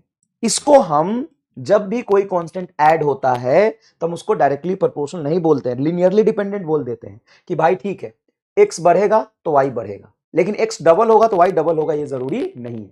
हाँ, अगर इक्वेशन ऐसा होता एनर्जी ऑफ फोटोन बराबर 5 प्लस के मैक्सिमम, तो के मैक्सिमम इज इक्वल टू सीधा एनर्जी ऑफ फोटोन लिखते 5 0 होता, तो कहते इसके प्रोपोर्शनल है। लेकिन काइनेटिक एनर्जी क्या आ जाएगा? Maximum energy of photon minus 5। तो अगर एनर्जी ऑफ फोटोन को डबल करोगे तो 5 घट के एनर्जी आएगा, ये डायरेक्टली प्रोपोर्शनल नहीं होगा, लिनियरली डिपेंडेंट होगा लेकिन डायरेक्टली प्रोपोर्शनल नहीं होगा। समझ में आया? समझ में आया? अच्छा, और जब तुम इंटेंसिटी की बात कर रहे हो, डबल हुआ, फ्रीक्वेंसी भी डबल हुआ, तो एनर्जी तो सिर्फ फ्रीक्वेंसी पे डिपेंडेंट होता है। फ्रीक्वेंसी एकदम फंडामेंटल पैरामीटर है, फ्रीक्वेंसी डबल होने पर हर फोटोन की एनर्जी डबल होगी, तो हर फोटोन की एनर्जी डबल होगी तो अब निकलने वाले इलेक्ट्रॉन की भी एनर्जी बढ़ेगी। बस कितनी बढ़ेगी? डबल से ज्यादा बढ़ेगी। डबल से ज्यादा क्यों बढ़ेगी? ये मैंने 2-3 एग्जाम्पल लेके समझा दी। क्लियर? क्लियर? लेकिन जो करंट होता है उसमें कोई प्रोपोर्शनल कांस्टेंट नहीं, सीधा हम बोलते हैं current is directly proportional to intensity. Intensity जितना हो करंट उसके प्रोपोर्शनल हो। लेकिन काइनेटिक एनर्जी जो हम लिखते हैं वो होता है एनर्जी ऑफ फोटोन -5। समझ में आया? अब अगले सवाल की तरफ चलते हैं। अब ये सवाल है, इस सवाल में क्या बोला मैंने? Frequency of light is F and intensity is I, then saturation current is I, now frequency and intensity becomes double. तो हम कह रहे हैं कि फ्रीक्वेंसी भी डबल हो, इंटेंसिटी भी डबल हो, तो इंटेंसिटी होता है proportional to number of photon and frequency. अब फ्रीक्वेंसी को तुम डबल करोगे या उसी के वजह से इंटेंसिटी डबल हो गया होगा, कीपिंग एन कांस्टेंट, और एन कांस्टेंट है तो करंट कांस्टेंट ही रहेगा। भाई साहब अगर ऐसा सवाल पूछ देना, भाई पानी पानी हो जाएगा चीजें। सिंपल सी बात है, ये कोई कंफ्यूजन नहीं है। ये अगर क्लियर होगा तो दिल बना दो। सर ये तो बहुत आसान था, ये हमें सोचना था कि हम इंटेंसिटी को, एक तो दिल वैसे भी तो बनता है इसमें रे, दिल से दिल बनता तो है इसमें कुछ किसी चीज से, इससे बनता है, नहीं इससे, नहीं इससे, इससे बनता है, इससे ए देखो कि सर ये तो दिल वाली बात है, ये तो सब जानता है। क्या जानता है? कि फ्रीक्वेंसी फंडामेंटल चीज होता है, फ्रीक्वेंसी पे कोई डिबेट नहीं है, फ्रीक्वेंसी डबल तो डबल, फ्रीक्वेंसी डबल तो डबल। फ्रीक्वेंसी में क्या कहने? फ्रीक्वेंसी डबल तो डबल, फ्रीक्वेंसी तो फंडामेंटल है, फ्रीक्वेंसी डबल तो energy double, energy double, photon की एनर्जी डबल तो kinetic energy of electron change करेगा। सिंपल सी बात है, वो लिनियरली डिपेंडेंट होता है, डायरेक्टली प्रोपोर्शनल नहीं होता है। अच्छा, लेकिन अगर आप बात करें कि फ्रीक्वेंसी के साथ इंटेंसिटी भी डबल हुआ है, तो अगर फ्रीक्वेंसी चेंज करके इंटेंसिटी चेंज हुआ है तो इंटेंसिटी का मतलब सिर्फ नंबर ऑफ फोटोन नहीं होगा, एनएफ होगा, एनएफ होगा। और ये मुझे कराना था वैसे, लेकिन जाने अनजाने में ये मैंने करा दिया। देखो, जाने अनजाने में ये मैंने करा दिया, ले खत्म। ये तो कल ही बात हुई थी कि फ्रीक्वेंसी को कांस्टेंट रख के इंटेंसिटी चेंज करोगे तब तो नंबर चेंज होगा, तब तो नंबर चेंज होगा। लेकिन अगर फ्रीक्वेंसी भी चेंज कर रहे हो और इंटेंसिटी भी चेंज करो तो इंटेंसिटी का मतलब एनएफ होता है। यही तो कंसेप्ट है। बताओ, बोलो। कितने लोगों ने ये सोच के यही इंटेंशनली सेम जवाब दिया था? सर हम यही सोच के सेम जवाब दिए थे, यही सोच के सेम जवाब दिए थे। हाँ, अगर ऐसा सवाल हो कि frequency photo current is I, photo current is I at when photo current is I, when intensity of light is I, intensity of light is I naught. If intensity becomes double,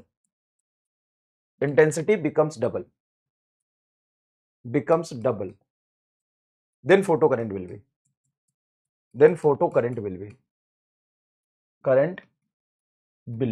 current क्या होगा? Answer छूटते से ही बोलोगे, photo current becomes double. Sir frequency तो बता ही नहीं कि constant है कि वेरिएबल। जब फ्रीक्वेंसी कुछ ना दिया हो तो कांस्टेंट मान लेते हैं, फ्रीक्वेंसी कुछ ना दिया हो तो करंट मान लेते हैं, फ्रीक्वेंसी कुछ ना दिया हो तो कांस्टेंट मान लेते हैं। और एट कांस्टेंट फ्रीक्वेंसी कुछ ना दिया हो तो at constant frequency intensity is directly proportional to number of photon, और नंबर ऑफ फोटोन चेंज होगा तो नंबर ऑफ इलेक्ट्रॉन चेंज होगा, नंबर ऑफ इलेक्ट्रॉन चेंज होगा तो करंट चेंज होगा, और करंट तो डायरेक्टली प्रोपोर्शनल होता है। Current, photo current is directly proportional to intensity. इसमें कोई कांस्टेंट ऐड नहीं होता, लेकिन काइनेटिक एनर्जी ऑफ इलेक्ट्रॉन में कांस्टेंट ऐड हो जाता है, जिसके वजह से वो डायरेक्टली प्रोपोर्शनल नहीं होता, लीनियरली डिपेंडेंट होता है। लो भैया, ये सारे डाउट क्लियर, ये सारे डाउट क्लियर भाई, ये चीजें है बड़ा कंसेप्चुअल। ठीक है, तो स्कैम करके मजा आया? हाँ सर, आपके साथ हुआ तो और मजा आया। तो ये मैं कराता वैसे, लेकिन जाने अनजाने में मेरा नजर गया, फ्रीक्वेंसी और इंटेंसिटी दोनों डबल हो रहा है यार, तो लोचा हो जाएगा। बोलो मजा आया कि नहीं?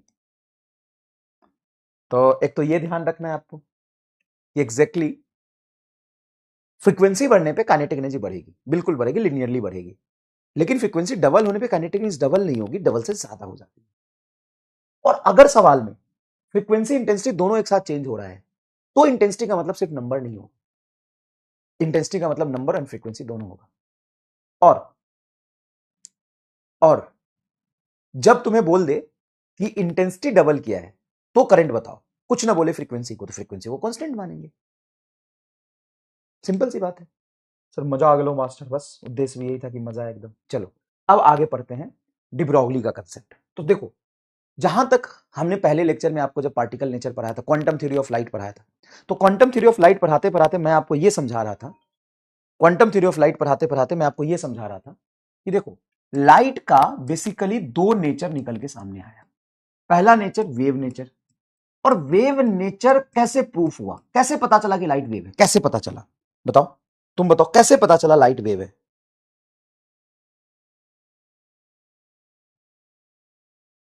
कैसे पता चला कैसे पता चला लाइट वेव है?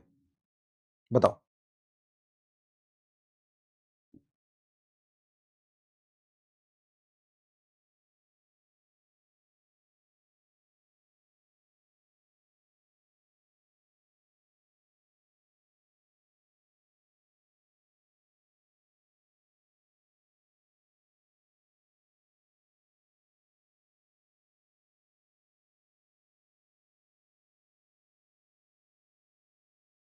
बताओ कैसे पता चला?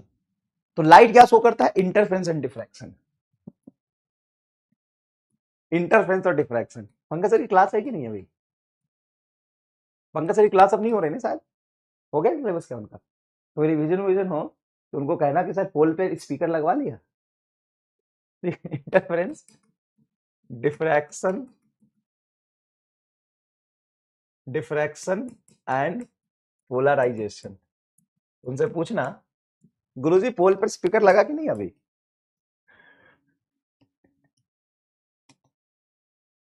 ठीक है, ठीक है, रिवीजन में की जब क्लास होगी तो पूछना है पोल पे स्पीकर लगवाएंगे। तो देखो लाइट क्या है? वेव है। कैसे पता चला? इंटरफेरेंस हुआ लाइट का।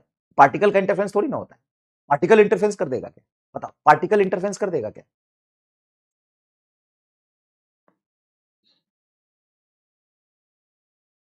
बताओ। पार्टिकल इंटरफेरेंस कर देगा क्या?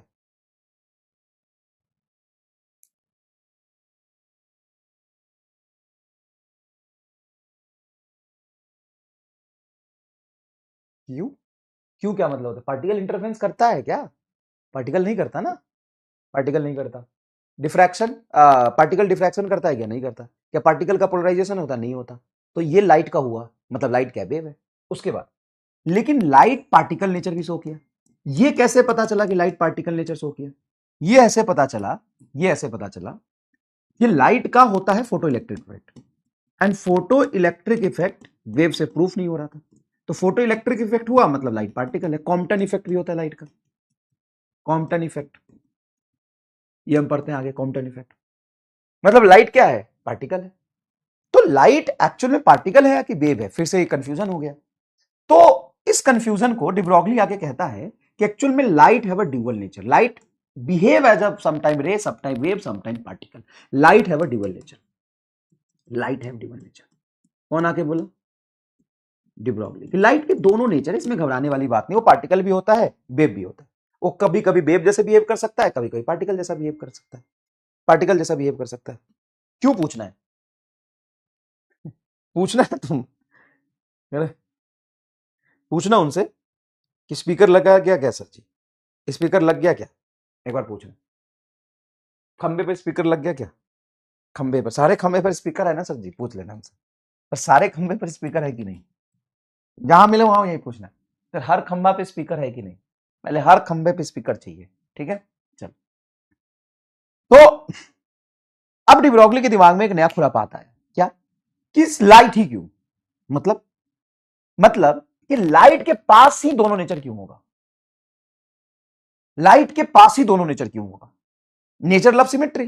तो नेचर तो सबको बराबर देखता है, nature love symmetry. De Broglie कहते हैं nature loves symmetry, nature love symmetry. Nature को तो सिमेट्री पसंद है। तो फिर पार्टिकल भी वेव नेचर होना चाहिए। जब लाइट पहले वेव था, बाद में पार्टिकल बन गया, फिर कभी वेव बन गया, तो every particle in this universe must have a dual nature. वो कहने लगे particle also have a dual nature, particle must have dual nature. Dual nature मतलब जितने भी पार्टिकल है वो भी दोनों नेचर रखेंगे, वो भी कभी कभी वेव और कभी कभी पार्टिकल जैसा बिहेव करेंगे। मतलब पार्टिकल मतलब रियल पार्टिकल। हाँ, real particle. Sir real particle कौन सा? जैसे इलेक्ट्रॉन, जैसे इलेक्ट्रॉन, जैसे प्रोटॉन, जैसे आप, जैसे हम, जैसे फोन, जैसे पेन, ये सारे पार्टिकल। तो every particle in this universe have a dual nature, every particle in this universe have a dual nature. Her particle universe में ड्यूअल नेचर रखता है।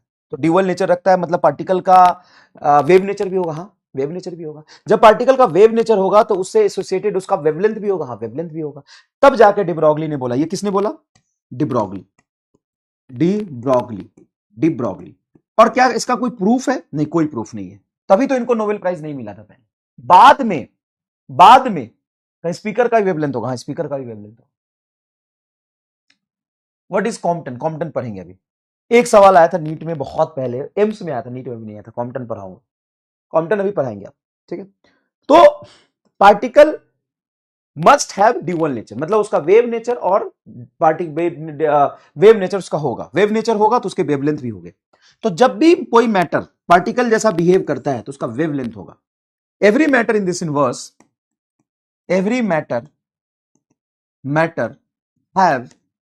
have wave nature, wave nature, wave nature, and that wave is called matter wave, called matter wave, matter wave, that call wave matter। अब matter wavelength क्या होता है?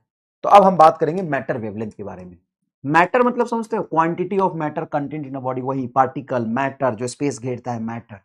Matter wavelength, जैसे मान लो कोई एक m मास का ये मैटर है और v वेलोसिटी चल रहा है, तो डी ब्रॉगली ने उसका वेवलेंथ बोल दिया lambda is equal to h by P. Any proof? No proof, no proof, no proof, कोई इसका प्रूफ नहीं। तो सर लिख कैसे दिया उन्होंने? बस लिख दिया, उनको ऐसा लगा कि होना चाहिए lambda is equal to h by p, मैंने एक्सप्रेशन दे दिया। तो लिखने से और बोलने से एक्सेप्टेंस नहीं मिल गया उनको, कोई एक्सेप्टेंस उनको नहीं मिला। लिखने से और बोलने से उनको कोई एक्सेप्टेंस नहीं मिला। ऐसा नहीं कि उन्होंने बोला कि lambda is equal to h/p होता है तो लोगों ने बोला हाँ हाँ चलो होता है। नहीं, 2-3 साल तक उनके थ्योरी को कोई एक्सेप्टेंस ही नहीं मिला। तो फिर सर एक्सेप्टेंस नहीं मिला तो फिर कैसे हम पढ़ रहे हैं आज? 2-3 साल बाद उनके थ्योरी को जीपी थॉमसन ने इलेक्ट्रॉन का वेव नेचर से प्रूव किया कि इलेक्ट्रॉन पार्टिकल होते हुए भी वेव नेचर शो करता है। इलेक्ट्रॉन का इंटरसेक्शन करा दिया। अच्छा, इलेक्ट्रॉन का इंटरफेरेंस करा दिया। हाँ, उस इलेक्ट्रॉन के इंटरफेरेंस से पता चला कि इलेक्ट्रॉन तो वेव नेचर का है, मतलब पार्टिकल के पास भी वेव नेचर होता है। तब जाके डे ब्रॉगली की थ्योरी को एक्सेप्टेंस मिला और उनको सम्मानित किया गया नोबेल प्राइज से इसी चीज के लिए। इसी चीज के लिए डे ब्रॉगली को 1927 में, एज आई रिमेंबर 1927 में डे ब्रॉगली वेवलेंथ के लिए उनको नोबेल प्राइज मिला। तो उन्होंने ऐसे बोल दिया कि लैम्डा कोई भी मास पार्टिकल m का है, अगर वो p v वेलोसिटी चल रहा है तो उसका डे ब्रॉगली वेवलेंथ होगा lambda is equal to h/p। अब ये कैसा वेव है? लॉन्गिट्यूडनल ट्रांसवर्स नहीं, ये लॉन्गिट्यूडनल ट्रांसवर्स नहीं होता, ये मैटर वेव होता है। This is not longitudinal, this is not longitudinal और ट्रांसवर्स, ये लॉन्गिट्यूडनल ट्रांसवर्स नहीं है। दिस इज मैटर वेव, ये मैटर वेव है, ये मैटर वेव की तरह नेचर शो करता है। longitudinal transfer can travel through vacuum,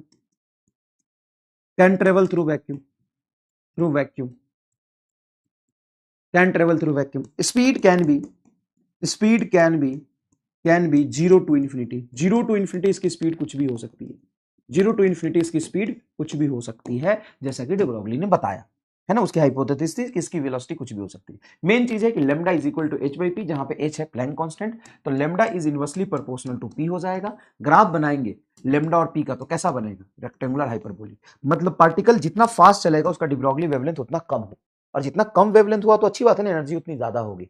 तो और सही बात है कि p के इनवर्सली प्रोपोर्शनल है। और लैम्डा को ध्यान से हम देखेंगे तो lambda is equal to h/p, lambda is equal to h/p only valid for any matter, only valid for matter like particle के लिए valid. Example electron, proton, any of classical object में जैसे पेन, बॉल, मैं, तुम, सब कुछ आता है। नॉट फॉर फोटोन, ये फोटोन के लिए सही नहीं, not for photon, massless particle के लिए नहीं लिखते हैं। सर हमने तो पढ़ा था lambda is equal to h/p, उधर फोटोन की भी वेवलेंथ आई थी। हाँ, सबसे बड़ा कंफ्यूजन यही है, पता है फोटोन के लिए भी बच्चा इसको ऐसे ही lambda is equal to h/p लगा देता है, lambda is equal to h/p लगा देता है, फोटोन के लिए भी सीधा सीधा लगा देता है। तो अब यहां पे समझने वाली बात यही है, तो क्या है समझने वाली बात? समझने वाली बात है कि लैम्डा इज इक्वल टू, याद करो तो फोटोन के लिए भी h/p हमने निकाला था। कैसे निकाला था नहीं याद है तो मैं एक बार निकाल देता हूं। हम लिखा था E is equal to P c, तो P इज इक्वल टू हो गया था E/c, याद है एनर्जी बराबर पिंका चोपड़ा। हाँ, तो E इज इक्वल टू हमने लिखा था PC, तो P is equal to E/c हो गया था। फिर हमने लिखा था E को SC बाई लैम्डा, C पहले से, C से C कट गया था H बाई लैम्डा। सर तो हमने फोटोन के लिए भी निकाला है। हाँ, अब फोटोन के लिए P is equal to H by lambda होता है, लैम्डा को यहां ले जाओगे, lambda is equal to H/p।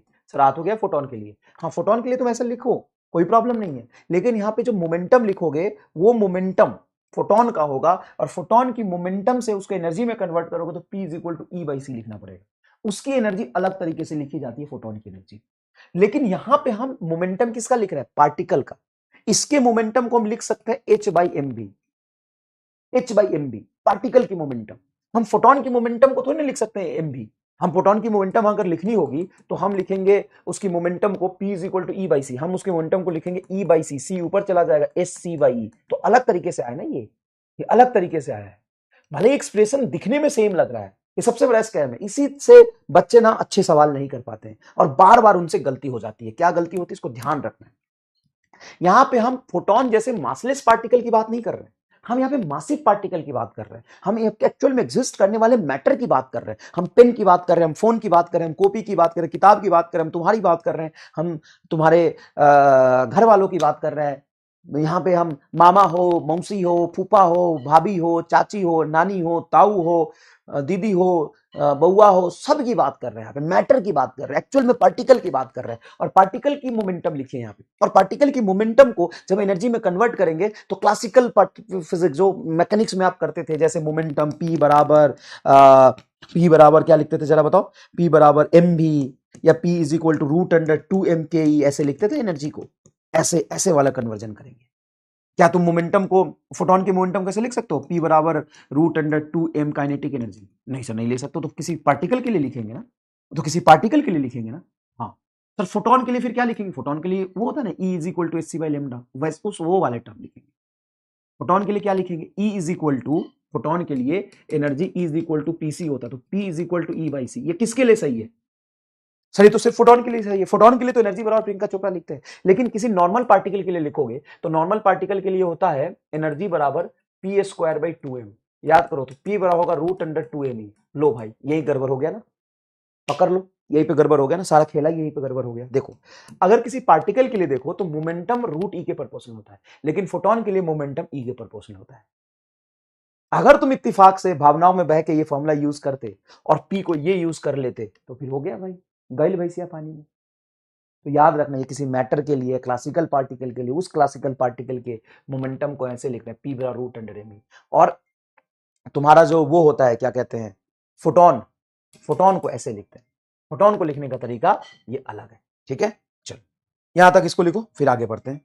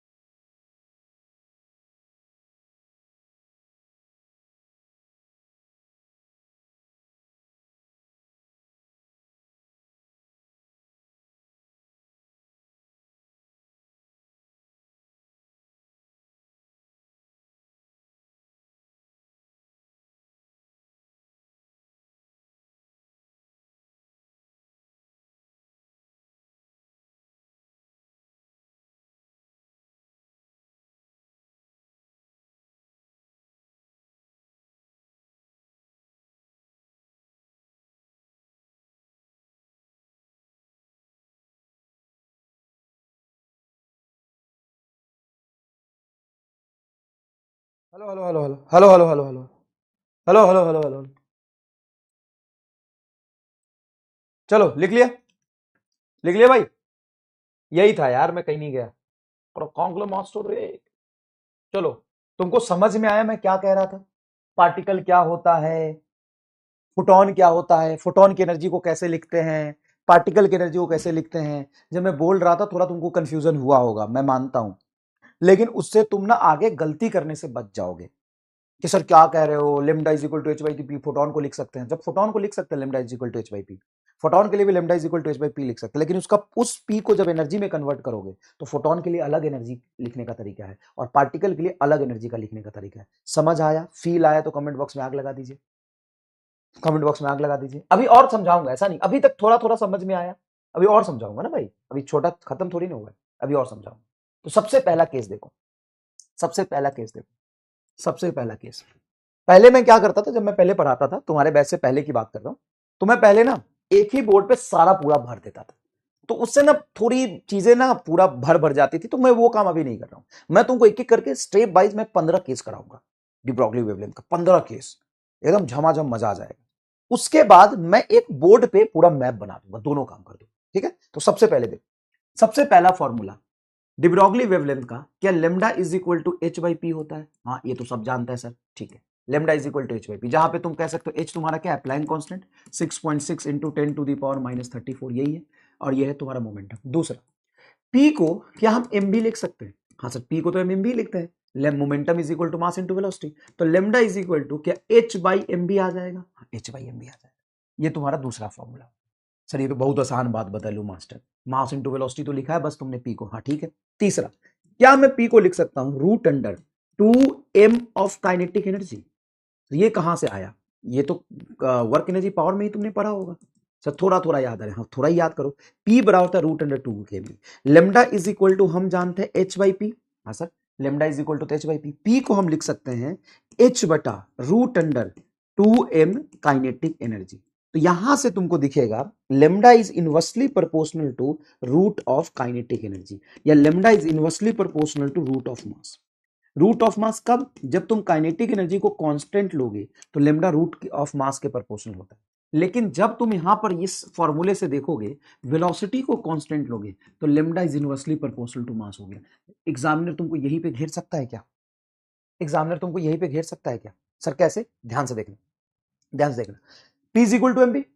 ये वॉइस कहां करेक्ट कर रही है यार? अब अभी वॉइस ठीक थी, अभी करेक्ट कैसे कर जाएगी जब मैंने कोई चेंज ही नहीं किया, कुछ किया ही नहीं, कैसे वॉइस करेक्ट कर रही है?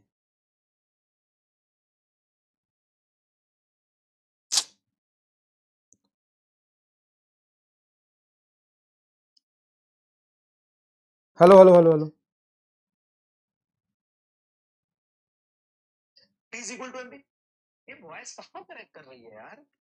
अब अभी वॉइस ठीक थी, अभी करेक्ट कैसे कर जाएगी जब मैंने कोई चेंज ही नहीं किया, कुछ किया ही नहीं, कैसे वॉइस करेक्ट कर रही है? हेलो हेलो हेलो, चलो थोड़ी देर सुन लेता हूँ फिर मैं चेंज कराता हूँ। Hello hello hello hello hello hello hello hello hello hello hello hello,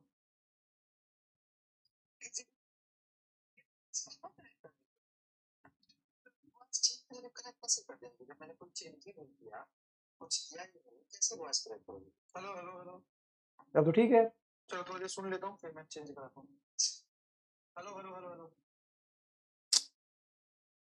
hello hello hello, देखो पहला फॉर्मूला है lambda is equal to H by p, simple है, एच की वैल्यू 6.6 इंटू 10 पी को हम एम बी लिख सकते हैं, तो पी के जगह पे जैसे हम यहाँ एम बी लिखेंगे तो पी के जगह पे एम बी आ जाएगी, lambda is equal to h m b. और तो यहां से तुम देखो, अगर मैं वेलोसिटी को कांस्टेंट लूं तो lambda inversely proportional to mass आएगा। अगर मैं वेलोसिटी को कांस्टेंट ले लूं तो lambda inversely proportional to mass आएगा, हाँ सर। अगर वेलोसिटी कांस्टेंट है तो lambda inversely proportional to mass होगा, सिंपल है, h की वैल्यू 6.6 into 10 p को हम mb लिख सकते हैं, तो p की जगह पे जैसे हम यहाँ mb लिखेंगे तो p की जगह पे lambda is equal to h mb। ये अपने आप कैसे करने लगे?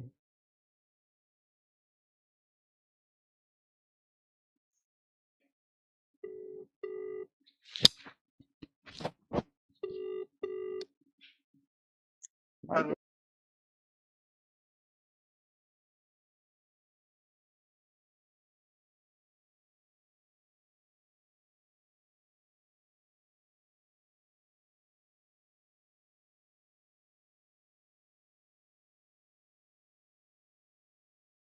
Hello hello hello hello hello, हाँ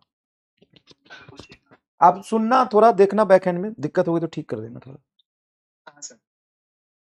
देख भाई, तो देख एग्जामिनर यहाँ पे तुम्हारे साथ खेला कर सकता है कि नहीं, इसको अच्छे से समझो, बहुत छोटा सा फॉर्मूला लेकिन समझने की कोशिश करो, समझने की कोशिश करो कि अगर मैं lambda is equal to H by p लिख रहा हूं, पी तो एम भी होता है, हाँ, तो मैं पी को एम भी जैसे लिखूंगा तो ये फॉर्मूला बना। हाँ, अब इसी फॉर्मूला में अगर मैं तुमसे बोलूं कि वेलोसिटी को कांस्टेंट रख के अगर मैं मास को वेरी करूं तो वेवलेंथ क्या होगा, wavelength inversely proportional to mass होगा। तो wavelength inversely proportional to mass होता है जब वेलोसिटी तुम्हारा कांस्टेंट हो। सही बात है। और पी को हम रूट अंडर 2m के भी लिख सकते हैं। तो पी को जैसे हम रूट अंडर 2m के लिखे तो काइनेटिक एनर्जी कांस्टेंट देखोगे तो wavelength inversely proportional to root of mass आएगा। पहले काइनेटिक एनर्जी पे डिपेंडेंस नहीं, हम काइनेटिक एनर्जी को कांस्टेंट ही लेते हैं। अगर काइनेटिक एनर्जी कांस्टेंट है तो क्या lambda inversely proportional to root m हो सकता है? हाँ, तो बताओ दोनों अगर पूछता तो कौन सा फॉर्मूला तुम टिक करोगे, lambda inversely proportional to mass या inversely proportional to root of mass? बताओ, lambda inversely proportional to mass या inversely proportional to root of mass? तो डिपेंड करता है कि कांस्टेंट क्या दिया हुआ है, डिपेंड करता है कांस्टेंट क्या दिया हुआ है, इस बात पे डिपेंड करता है। समझ में आया? समझ में आया? अब देखो चौथा केस देखते हैं, चौथा केस देखते हैं। सिंपल सी बात समझना अच्छे से। मान लो कोई एक इलेक्ट्रॉन है, ठीक है, वो इलेक्ट्रॉन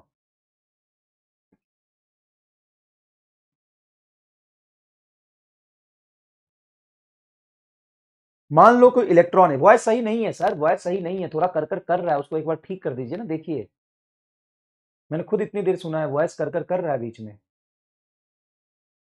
थोड़ा सा कर रहा है, एक बार आप थोड़ी देर सुनिए पहले। चौथा देखिए, अगर मैं यहां पे लिखूं कि कोई भी चार्ज पार्टिकल अगर इलेक्ट्रिक फील्ड में चल रहा है, चार्ज पार्टिकल की बात करो, charge particle in electric field, electric field, अगर चार्ज पार्टिकल इलेक्ट्रिक फील्ड में चल रहा है तो क्या उस पर फोर्स क्यू ही लगता है? हाँ, तो उसका चेंज इन मोमेंटम क्या हो जाएगा? तो याद है आपने फॉर्मूला पढ़ा था change in momentum F dot D T, तो चेंज इन मोमेंटम हो जाएगा force Q E into T time में टी, ये लिख सकते हैं। तो de Broglie wavelength lambda is equal to H by P में सीधा आ जाएगा एच बटा Q E T, T time में ये तुम्हारा चेंज इन मोमेंटम, मतलब मोमेंटम जो गेन करेगा वो क्यू ई टी करेगा।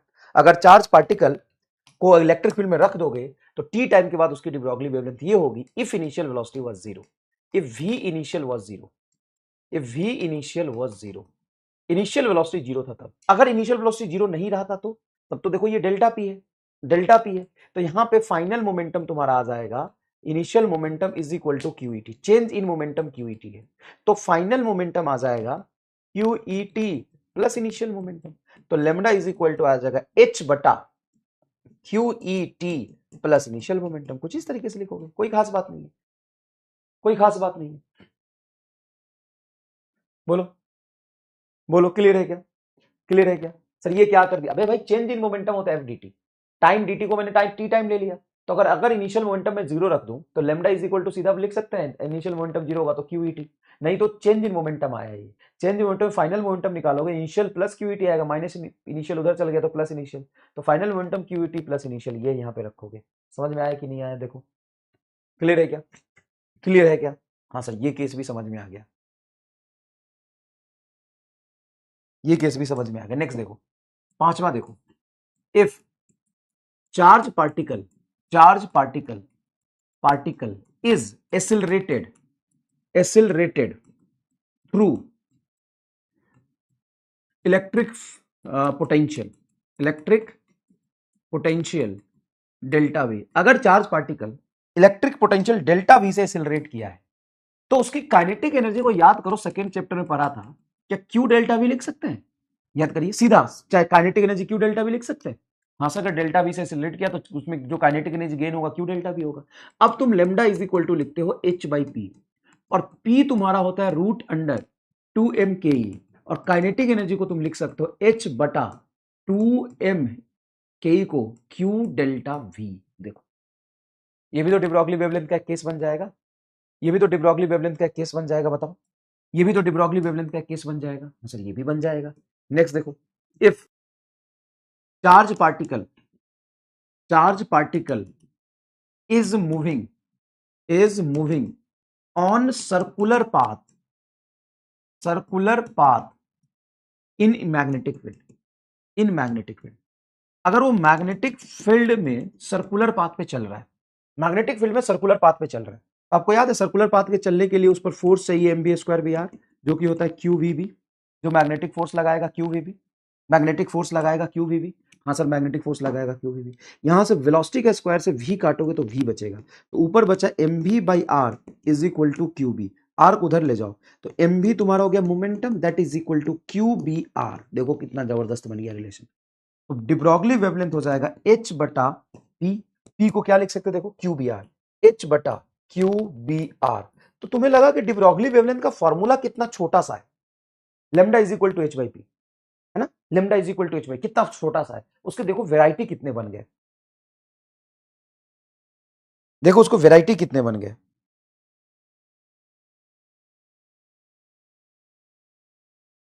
देख रहे हो उसके कितने वेराइटी बन गए।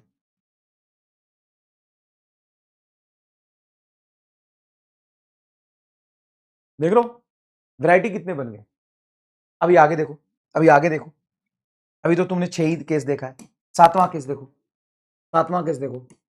De Broglie de Broglie wavelength of gaseous molecule, gaseous molecule, molecule gaseous molecule. जैसे गैसियस मॉलिक्यूल की जो एनर्जी होती है उसकी जो आप काइनेटिक एनर्जी लिखते हो, ये लिखते हो 3/2 kBT, ट्रांसलेशनल काइनेटिक एनर्जी जो आता है, रोटेशनल ट्रांसलेशनल काइनेटिक एनर्जी। हाँ सर ये 3/2 kBT लिखते हैं। तो de Broglie wavelength lambda is equal to h by p, p को लिखते हैं √2m के। यहां से काइनेटिक एनर्जी गैसियस मॉलिक्यूल की हो जाती है √2, उसका मास काइनेटिक एनर्जी 3/2 kBT। 2 से 2 कट गया, lambda is equal to h divided by √3m Boltzmann constant into t है।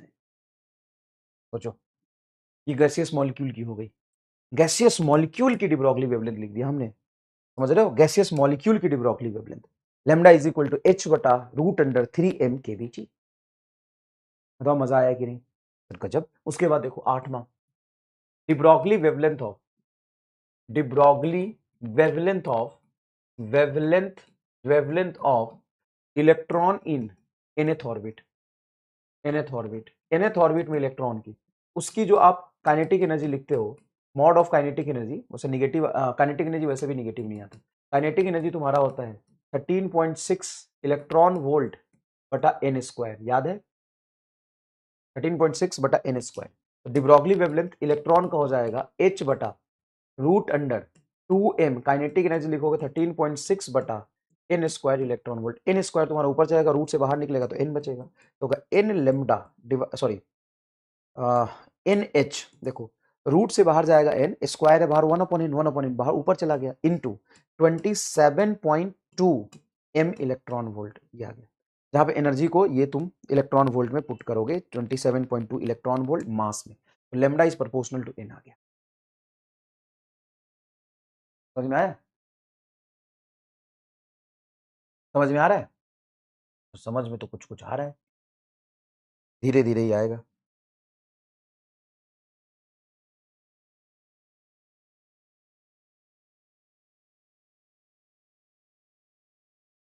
धीरे धीरे आएगा। क्लियर है, क्लियर है, क्लियर है। हाइड्रोजन एटम है, एटम है तो जेड होना चाहिए था, लेकिन हाइड्रोजन एटम है। ठीक है, एक ही इलेक्ट्रॉन की बात करेंगे, एक ही इलेक्ट्रॉन की बात करें। तो 8 अलग अलग केस पढ़ लिया हमने आज, यस 8 अलग अलग केस पढ़ लिया। 9वां पढ़ो, de Broglie wavelength of de Broglie de Broglie wavelength of electron if it is accelerated through potential v, अगर v से उसको हमने एक्सेलरेट किया है तो लेमडा इज इक्वल टू, तुमने देखा था h बटा √2m of kinetic energy, kinetic energy को आपने लिखा था q डेल्टा v, ये लिखा था v से एक्सेलरेट किया तो पोटेंशियल को v लिख दो, पोटेंशियल डिफरेंस v लिख दो। अब यहाँ पे h की वैल्यू, मास की वैल्यू, चार्ज की वैल्यू, ये सब तो फिक्स होता है भाई, मास ऑफ इलेक्ट्रॉन ही लिखोगे, लेकिन इलेक्ट्रॉन की मास तो पता होता है, चार्ज ऑफ इलेक्ट्रॉन पता है, h पता है, तो सबकी वैल्यू पुट करोगे तो लेमडा इज इक्वल टू निकल के आता है 12.27 डिवाइडेड बाई √v। ये तुम्हारा पोटेंशियल वोल्ट में आता है, ये वेवलेंथ निकल के आता है इलेक्ट्रॉन के लिए। सिमिलरली अगर यही तुम अल्फा पार्टिकल के लिए लिखो, जैसे तुम मान लो कि सेमी पोटेंशियल से एक्सिलरेट कर रहे हो, लेट से अल्फा पार्टिकल, लेट से ड्यूट्रॉन, लेट से प्रोटॉन, लेट से इलेक्ट्रॉन। तो बहुत सारे पार्टिकल को तुमने v पोटेंशियल से एक्सिलरेट किया, तो फॉर्मूला तो यही लगेगा। किसी भी चार्ज पार्टिकल को v पोटेंशियल से एक्सिलरेट करोगे तो फॉर्मूला तो यही लगेगा, h divided by root under 2m cube. Formula अलग लगा दोगे, यही लगा दोगे सर, फॉर्मूला तो यही लगाएंगे, lambda is equal to h divided by 2m cube ही, फॉर्मूला तो यही लगाओगे, lambda is equal to h divided by, lambda is equal to h divided by 2m cube ही। सर फॉर्मूला तो यही लगेगा। अब इसमें अल्फा पार्टिकल है तो अल्फा पार्टिकल का मास, अल्फा पार्टिकल का चार्ज, ड्यूट्रॉन है तो ड्यूट्रॉन का मास, ड्यूट्रॉन का चार्ज, प्रोटॉन है तो प्रोटॉन का मास, प्रोटॉन का चार्ज, और इलेक्ट्रॉन है तो इलेक्ट्रॉन के लिए ये आया है। अब मुझे बताओ सबसे ज्यादा वेवलेंथ किसका आना चाहिए, सबसे ज्यादा, अगर अल्फा, ड्यूट्रॉन, प्रोटॉन और इलेक्ट्रॉन का कंपेयर करोगे तो सबसे ज्यादा वेवलेंथ किसका आना चाहिए, सोचो सबसे ज्यादा वेवलेंथ। इन्हीं को कंपेयर करूं मैं कि मान लो proton, electron, alpha particle, deuteron सबको सेम पोटेंशियल से एक्सेलरेट कराया, तो सबसे ज्यादा किसका आना चाहिए, सेम पोटेंशियल से कंडीशन है, सेम पोटेंशियल से एक्सेलरेट कराया, तो सबसे ज्यादा किसका आना चाहिए, सबसे ज्यादा, सबसे ज्यादा किसका आना चाहिए, इलेक्ट्रॉन का। क्यों क्यों क्यों आना चाहिए इलेक्ट्रॉन का, तो इलेक्ट्रॉन का सबसे ज्यादा इसलिए आना चाहिए क्योंकि देखो de Broglie wavelength inversely proportional to mass और इनवर्सली प्रोपोर्शनल टू चार्ज है, और सबसे कम मास होता है इलेक्ट्रॉन का, तो मास सबसे कम तो डी ब्रोगली वेवलेंथ सबसे ज्यादा। ओहो, और मास सबसे ज्यादा होता तो डी ब्रोगली वेवलेंथ सबसे कम, तो सबसे कम किसका आएगा, सबसे कम तो पता चल गया गुरु, सबसे कम अल्फा पार्टिकल का आएगा, एकदम सही पकड़े। और अल्फा पार्टिकल का जो डी ब्रोगली वेवलेंथ आता है वो आता है 0.28 नहीं 286 नहीं 0.101 angstrom divided by root b, ये कुछ आता है 101 angstrom divided by root b, जहां तक मुझे याद आ रहा है, अगर कुछ गलत होगा तो मैं ठीक करता हूं, रुक जा। और अगर मैं ध्यान से देखूं, अल्फा पार्टिकल का मास होता है 4 times of mass of electron और चार्ज होता है 2 गुना, ठीक है। ड्यूट्रॉन का देखोगे तो ड्यूट्रॉन का जो प्रोटॉन का अगर हम देखें, ड्यूट्रॉन का देखते हैं, चलो ड्यूट्रॉन का, तो ड्यूट्रॉन में एक प्रोटॉन एक न्यूट्रॉन होता है, ये तुम्हें पता है ना, ड्यूट्रॉन में एक प्रोटॉन और एक न्यूट्रॉन होता है, और अल्फा पार्टिकल में 2 प्रोटॉन एंड 2 न्यूट्रॉन होता है। तो अगर ढंग से मैं कंपेयर करूं, अगर मैं ढंग से कंपेयर करके देखूं, अगर मैं इसको कंपेयर करूं तो एक प्रोटॉन का मास और एक न्यूट्रॉन का मास, मतलब 2 मास और एक चार्ज, यहां पे 2 मास और एक चार्ज लिखूंगा, ठीक है, तो यह आएगा 2m इंटू ई, ठीक है।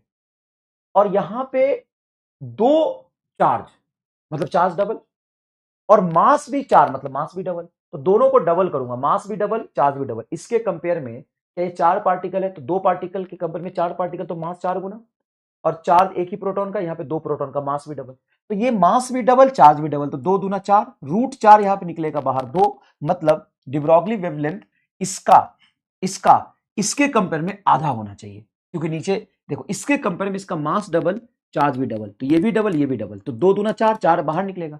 इसके कंपेयर में इसका डी ब्रोगली वेवलेंथ आधा होना चाहिए, मतलब इसका डबल ये होगा, डबल होगा मतलब 0.202 angstrom divided by root b. Logic समझ में आया मैं क्या कह रहा हूं, नहीं मैं करके दिखा देता हूं, थोड़ा तो दिमाग तुम भी लगाओ बेटा। देखो lambda is equal to h divided by root under 2m q delta b. अगर मैं ड्यूट्रॉन के लिए लगाऊं तो एग्जैक्टली ड्यूट्रॉन के लिए लगाऊंगा तो लिखूंगा h divided by root under 2m, और मास डबल है तो 2m इंटू चार्ज तुम लिखूंगा E इंटू डेल्टा बी, यही लिखूंगा। हाँ, अगर मैं अल्फा पार्टिकल के लगाऊं तो h divided by root under 2 mass 4m और charge 2e into delta B. अब देखो ये 2 दूना 4, 4 आया रूट के अंदर, ये देखो 2 दूना 4, 4 चौका 16, रूट के अंदर 16 आया, रूट के अंदर 4, रूट के अंदर 16, कट के क्या आएगा 1/4, 1/4, तो ये 1/4 है, रूट से बाहर निकलेगा 2, मतलब डी ब्रोगली वेवलेंथ में यहां आ गया 2, तो आधा हो गया इसके कंपेयर में, तो ड्यूट्रॉन के कंपेयर में इसका आधा होता है, तो अल्फा से इसका डबल होगा। और ये लॉजिक अगर तुमको समझ में आया, देखो कितना मजा आ जाएगा अगर ये लॉजिक समझ में आया, तो ये मैं एक्स्ट्रा एफर्ट करके आपको चीजें समझा रहा हूं। कैसे, ये 0.101 आ गया, इसका ये डबल हो गया। अब देखो अगर तुम ड्यूट्रॉन से प्रोटॉन में जाओगे तो चार्ज तो सेम ही रहता है, सिर्फ तुम्हारा मास आधा होगा। क्यों? प्रोटॉन का मास ही, न्यूट्रॉन का मास भी प्रोटॉन की वैसे ही, न्यूट्रॉन तो न्यूट्रल है। अरे हाँ सर, प्रोटॉन का चार्ज ही, न्यूट्रॉन तो न्यूट्रल है, तो इसका चार्ज इसका चार्ज बराबर, लेकिन इसके कंपेयर में इसका मास डबल है, तो इससे सिर्फ √2 ज्यादा होगा।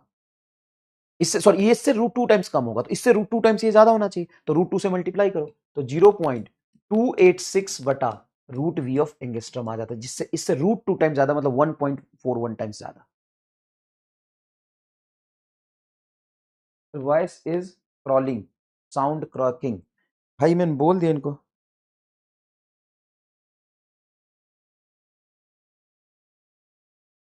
अच्छा, क्या आ रहा है भाई, अभी तक इसमें तो कुछ नहीं आ रहा था, इसमें अचानक से आने लगा।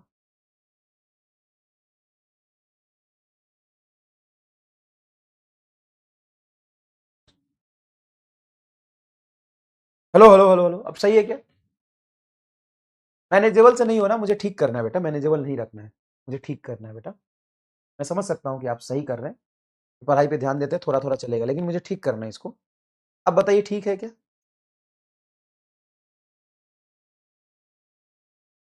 हेलो हेलो हेलो हेलो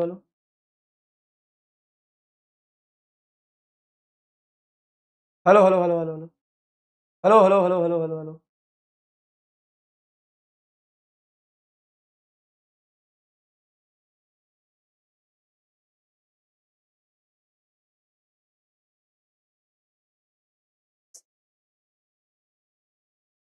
यार ये क्या पनौती लग गया इसमें अचानक से भाई। मैं इसको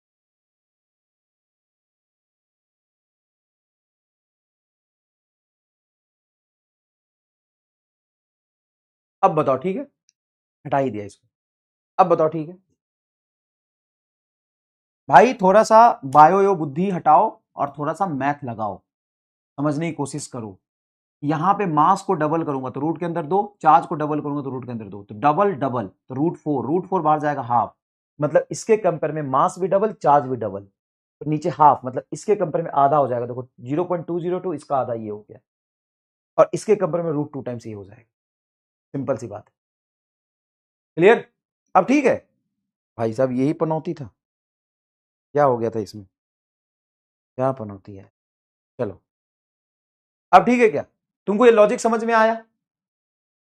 तुमको ये लॉजिक समझ में आया?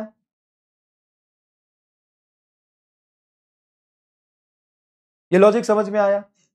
0.101, 0.202, 0.286, 12.27 एंगस्ट्रम बाई √v, क्या ये चीजें क्लियर है, चमक रही है? चलिए, तो ये तक, यहां तक मुझे थोड़ा समझाना था, विजुअलाइज कराना था। देखिए इसके टोटल 8 9 10 केस हो गए। अब एक शानदार चीज तुमको कराता हूं। सर क्या?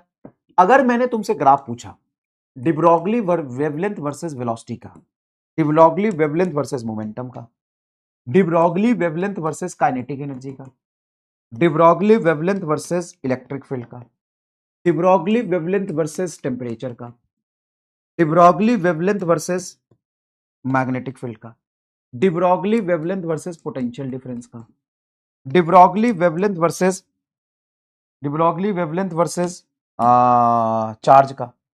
अगर मैं ग्राफ पूछूं तो पता कैसा बनाओ ग्राफ? आंख बंद करके सबको ऐसा बना दो, सबको रेक्टेंगुलर हाइपरबोलिक। सर क्या है सर जी, ऐसे थोड़ी ना होता है, ये तो चमत्कार ही हो जाएगा। यस, कर दिया चमत्कार। सर क्या? धन धन धन धन धन धन, क्या बात करो सर, कुछ भी बोले रेक्टेंगुलर हाइपरबोलिक करना है हमें। हाँ सर, कैसे? अब देख लो, देखो y inversely proportional to x होता है तो रेक्टेंगुलर हाइपरबोलिक होता है, y inversely proportional to √x होता है तो भी इनवर्सली रेक्टेंगुलर हाइपरबोला जैसा होता है। अब तुम देखो, चलो देखो, लेमडा पोटेंशियल के inversely proportional, √v, lambda kinetic energy के इनवर्सली प्रोपोर्शनल, लेमडा टेम्परेचर के इनवर्सली प्रोपोर्शनल, टेम्परेचर कहीं था यहाँ पे, देख टेम्परेचर के इनवर्सली प्रोपोर्शनल, लेमडा मोमेंटम के इनवर्सली प्रोपोर्शनल, काइनेटिक एनर्जी के इनवर्सली, मैग्नेटिक फील्ड के इनवर्सली प्रोपोर्शनल, देख लेमडा मैग्नेटिक फील्ड के इनवर्सली प्रोपोर्शनल, लेमडा देख इलेक्ट्रिक फील्ड के inversely proportional, lambda kinetic energy के इनवर्सली प्रोपोर्शनल। तो जी मजा ही आ गया। ऐसे तो रगड़ देंगे हम, बस रगड़ने के फिराक में तो तू रहता है बस। देख खत्म, खत्म है, कुछ भी पूछे डंडा डंडन डंडारा, ऑल हाइपरबोला। सर कंडीशन, कुछ कंडीशन नहीं, कोई कंडीशन नहीं। Lambda root under kinetic energy है या root under lambda root under kinetic energy के प्रोपोर्शनल है, इनवर्सली प्रोपोर्शनल है, या सिर्फ काइनेटिक एनर्जी के इनवर्सली प्रोपोर्शनल? ग्राफ तो वैसा ही बनना है, ग्राफ तो वही बचना है। सर लेमडा और काइनेटिक एनर्जी का कैसा बनेगा सर? लेमडा और काइनेटिक एनर्जी का ऐसा बनेगा, देखिए ये ऐसा बनेगा, रेक्टेंगुलर हाइपरबोलिक, सब रेक्टेंगुलर हाइपरबोलिक ही बनता है। अच्छा सर ठीक है, सर वेवलेंथ और इलेक्ट्रिक फील्ड का कैसा बनेगा? भाई वेवलेंथ और इलेक्ट्रिक फील्ड का ऐसा ही बनेगा, देखो इलेक्ट्रिक फील्ड का ऐसा ही बनेगा, रेक्टेंगुलर हाइपरबोलिक। सर जी पूछना तो पड़ेगा ना जी, पूछना तो पड़ेगा ना सर जी। अच्छा de Broglie वेवलेंथ और मैग्नेटिक फील्ड का कैसा बनेगा? सर de Broglie वेवलेंथ और मैग्नेटिक फील्ड का भी रेक्टेंगुलर हाइपरबोलिक बनेगा। सर पूछना तो पड़ेगा ना जी। क्या तू गधा है क्या?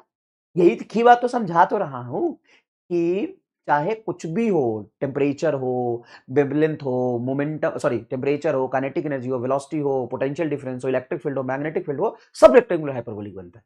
अच्छा सर ठीक है, सर de Broglie वेवलेंथ का ग्राफ चार्ज के रिस्पेक्ट में कैसा बनेगा? बेवकूफ ढीला है क्या दिमाग से? de Broglie वेवलेंथ लेमडा का चार्ज के साथ भी रेक्टेंगुलर हाइपरबोलिक बनेगा। जी पूछना तो पड़ेगा ना जी सर जी। अबे पूछना क्या पड़ेगा, सब रेक्टेंगुलर हाइपरबोलिक ही बनता है। सर जी हमको लग रहा है आपसे डर। सर जी अब हम आप गर्म हो रहे हो सर जी। अरे भाई चाहे de Broglie वेवलेंथ का ग्राफ, सुनिए ध्यान से, चाहे de Broglie वेवलेंथ का ग्राफ पोटेंशियल के साथ बनाइए, de Broglie वेवलेंथ का ग्राफ इलेक्ट्रिक फील्ड के साथ बनाइए, वेवलेंथ का ग्राफ मैग्नेटिक फील्ड के साथ बनाइए, वेवलेंथ का ग्राफ टेम्परेचर के साथ बनाइए, वेवलेंथ का ग्राफ चार्ज के साथ बनाइए, सब रेक्टेंगुलर हाइपरबोलिक होता है। अच्छा सर जी ठीक है, सर de Broglie वेवलेंथ का काइनेटिक एनर्जी के साथ कैसा बनेगा सर जी ग्राफ? एक दिमाग से ढीला, रेक्टेंगुलर हाइपरबोलिक बनेगा। अच्छा सर जी मास के साथ कैसा बनेगा? बुर्बक इंसान, रेक्टेंगुलर हाइपरबोलिक। सर जी मोमेंटम के साथ? तो ढीला उला है क्या कुछ? सारा रेक्टेंगुलर हाइपरबोलिक बनता है। अरे सर जी पूछना तो पड़ेगा ना जी, ये बताया ना सब रेक्टेंगुलर हाइपरबोलिक बनता है। सर जी आप हो रहे हो अब गरम, हमको तो लग रहा है आपसे सर जी डर। हम जा रहे हैं सर जी, चला जा पर पूछना तो पड़ेगा ना जी।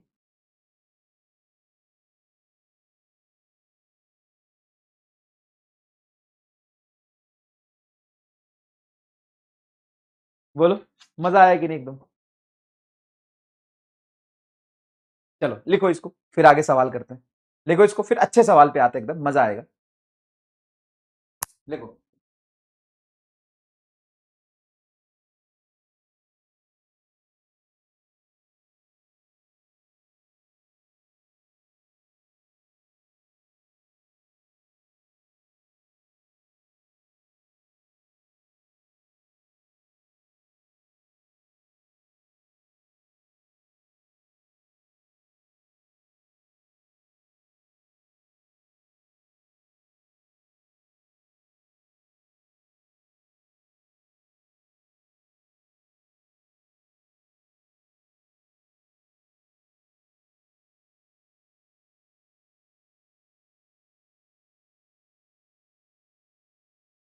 चलिए, हो गया क्या? हो गया क्या? चलिए अब सवाल से शुरू करते हैं। जेई मेन 2023 का सवाल है, देखते हैं। जेई मेन 2023 का सवाल है, जरा समझिएगा ध्यान से।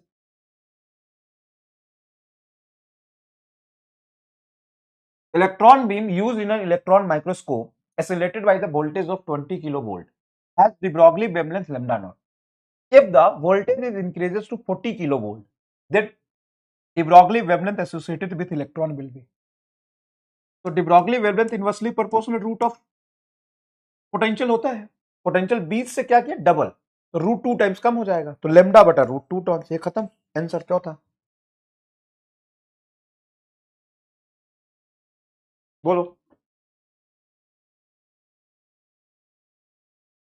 चौथा होगा क्या? लिखना नहीं है, लिखने वाला सवाल कराऊंगा मैं। इसको क्या लिखोगे यार, ये लिखने वाला सवाल है क्या? साफ साफ दिख रहा है।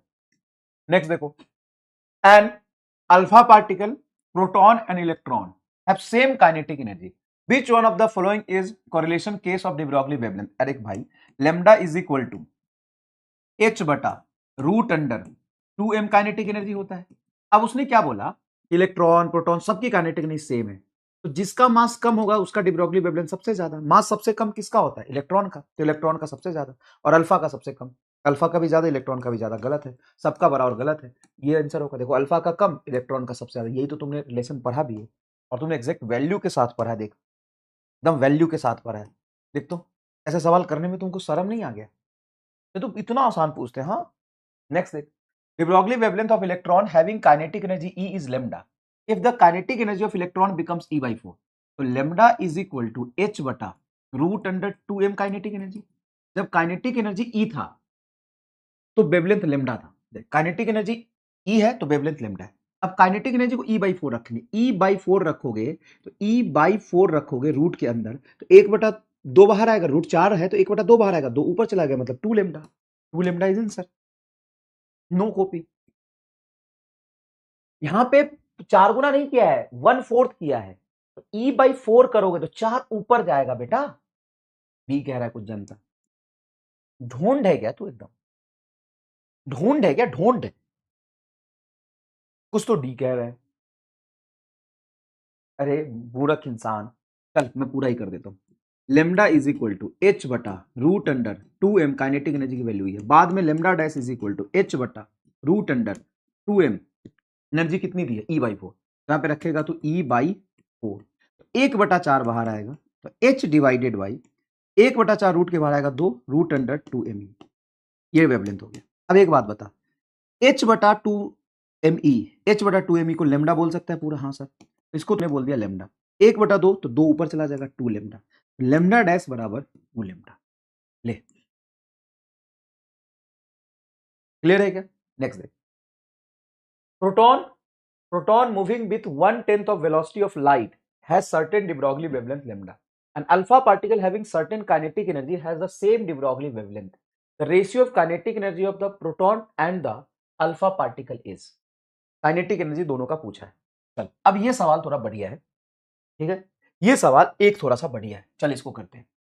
Proton moving with 1/10 of velocity of light has certain de Broglie wavelength।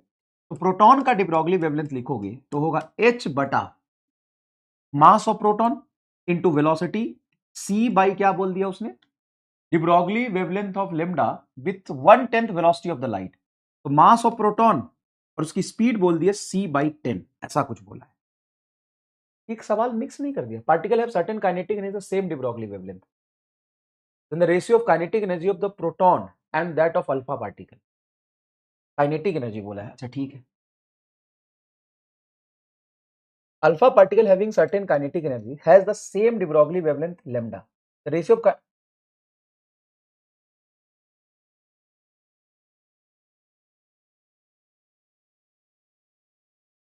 छोटे छोटे बच्चे देखते हैं इसलिए मैं कुछ नहीं बोल रहा हूँ।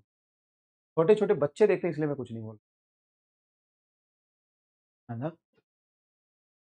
An alpha particle having certain kinetic energy has the same de Broglie wavelength lambda then ratio of kinetic energy of the proton and the alpha particle। उसने बोला प्रोटॉन का वेवलेंथ और अल्फा पार्टिकल का वेवलेंथ सेम है, तो उनके kinetic energy का, proton to alpha particle का रेशियो बताओ। ये बोला बस। तो de Broglie wavelength of proton लिखोगे h बटा root under 2m mass of proton into kinetic energy of proton is equal to h बटा रूट अंडर 2, अल्फा पार्टिकल का मास होता है प्रोटॉन के कंपेयर में 4 गुना, 4m into kinetic energy of alpha particle. h से h cut गया, root के अंदर 2m से ये 2m कट गया, इधर भी रूट है उधर भी रूट है, स्क्वायर कर दो हट जाएगा, तो ये 1 kinetic energy of proton is equal to 1/4 of kinetic energy of alpha. 4 को इधर ले आओ, काइनेटिक एनर्जी ऑफ प्रोटॉन को इधर ले आओ, 4 बराबर काइनेटिक एनर्जी ऑफ प्रोटॉन बटा kinetic energy of alpha, 4:1 is answer. तुमको समझ में आया मैं क्यों बोल रहा था? पहले तुमको समझ में आया मास्टर कैसा क्यों बोल रहा है? देख ले, क्यों बोल रहा था, समझ में आया?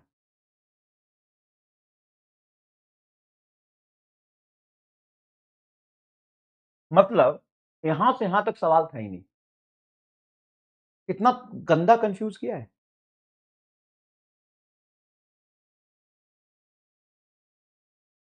एक सेकंड के लिए मैं घबरा गया यार, वो डिब्रोगली वेवलेंथ स्पीड बता रहा है 1/10 ऑफ स्पीड ऑफ फोटोन, फिर अल्फा पार्टिकल का कुछ स्पीड उसके टर्म्स में बताया नहीं, फिर कैसे होगा?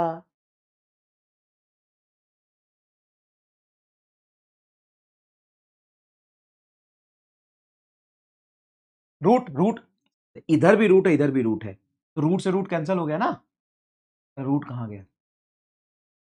हे प्रभु, रहने दे रहने दे, तू क्या रूट से बाहर निकाल लेगा? तो ये 1/रूट काइनेटिक एनर्जी ऑफ प्रोटॉन है, और तू 4 को बाहर निकल लेगा तो 1/2 बाहर आ गया, रूट अल्फा है। तो क्या इस रूट से भी रूट कैंसिल होगा? नहीं, इधर 2 भी है, तो क्यों नहीं होगा सर? चलो ऐसे ही लिख लो। अब एक काम कर, दोनों तरफ स्क्वायर कर, या एक काम कर, इस रूट को उधर ले जा, इस रूट को उधर लेगा तो उधर स्क्वायर होगा, तो इस रूट जब उधर जाएगा स्क्वायर होगा, तो रूट कैंसिल, 2 का स्क्वायर 4 बच गया ना बे। तो 1/काइनेटिक एनर्जी ऑफ प्रोटॉन बराबर 1/4 of kinetic energy of alpha, ऐसे बनेगा। ये देख, इधर एच से एच कट गया, इधर रूट है, रूट है, पहले रूट गायब कर दे, फिर 2m से 2m काटिए, 4 काइनेटिक एनर्जी अल्फा, इधर काइनेटिक एनर्जी ऑफ प्रोटॉन आएगा। सही है, ये इतना बड़ा बायोलॉजी है बे।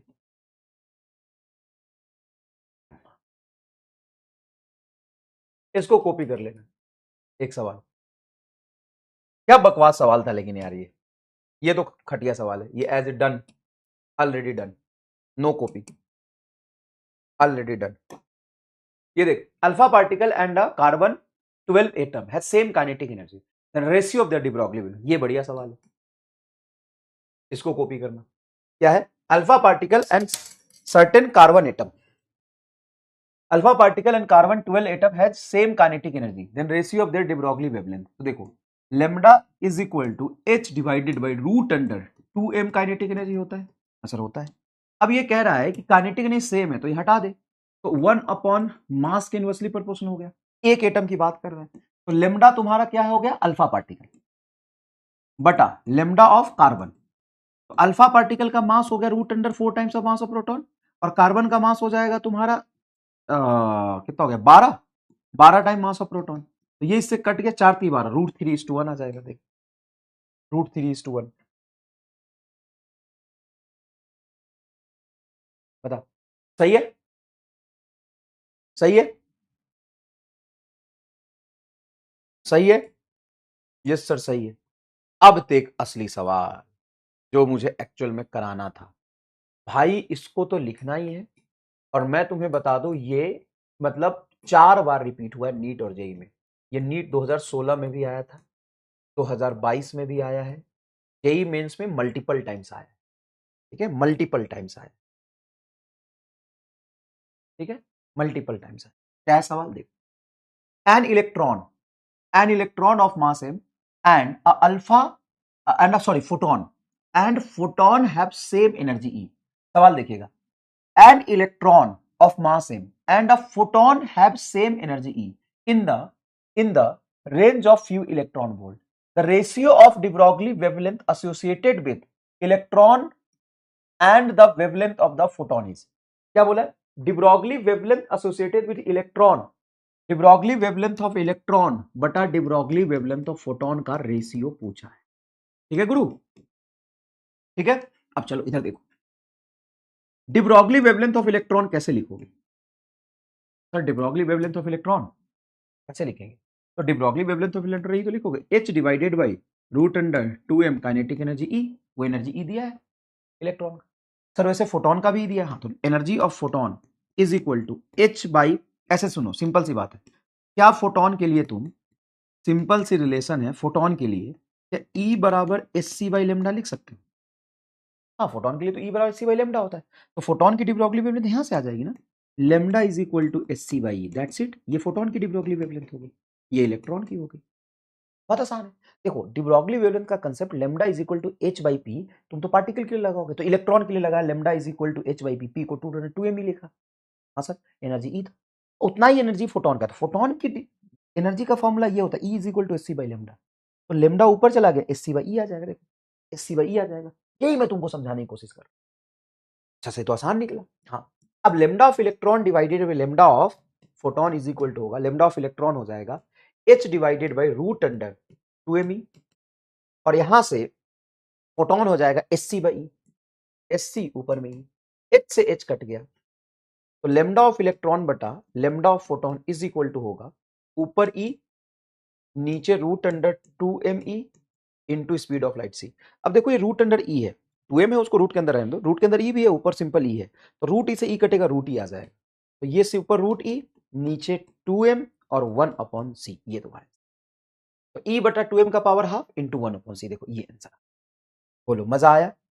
तो आसान लग लो मास्टर, आसान हो, देख आसान लग लो मास्टर, मजा आ गया लो मास्टर, आसान होगी ना, देख हाँ सर आसान तो हो। समझ में आया तो कमेंट बॉक्स में आग लगा दो। यही मैं तुमको वहां समझाने की कोशिश कर रहा था कि अगर वो फोटोन के लिए बोला है तो मैटर वेवलेंथ मत लगाओ, सीधा लिखो energy is equal to H C by lambda, तो lambda is equal to H C by E, that's it, that's it. और लेमडा इलेक्ट्रॉन के लिए H by two M E तुम कई बार लिखते आए हैं। अब lambda of electron lambda of photon को डिवाइड कर दो, lambda of electron lambda of photon, lambda of electron ये रहा, लेमडा ऑफ फोटोन से डिवाइड कर दिया। बताओ मजा आया? क्लियर है क्या? क्लियर है क्या? मजा आया एकदम?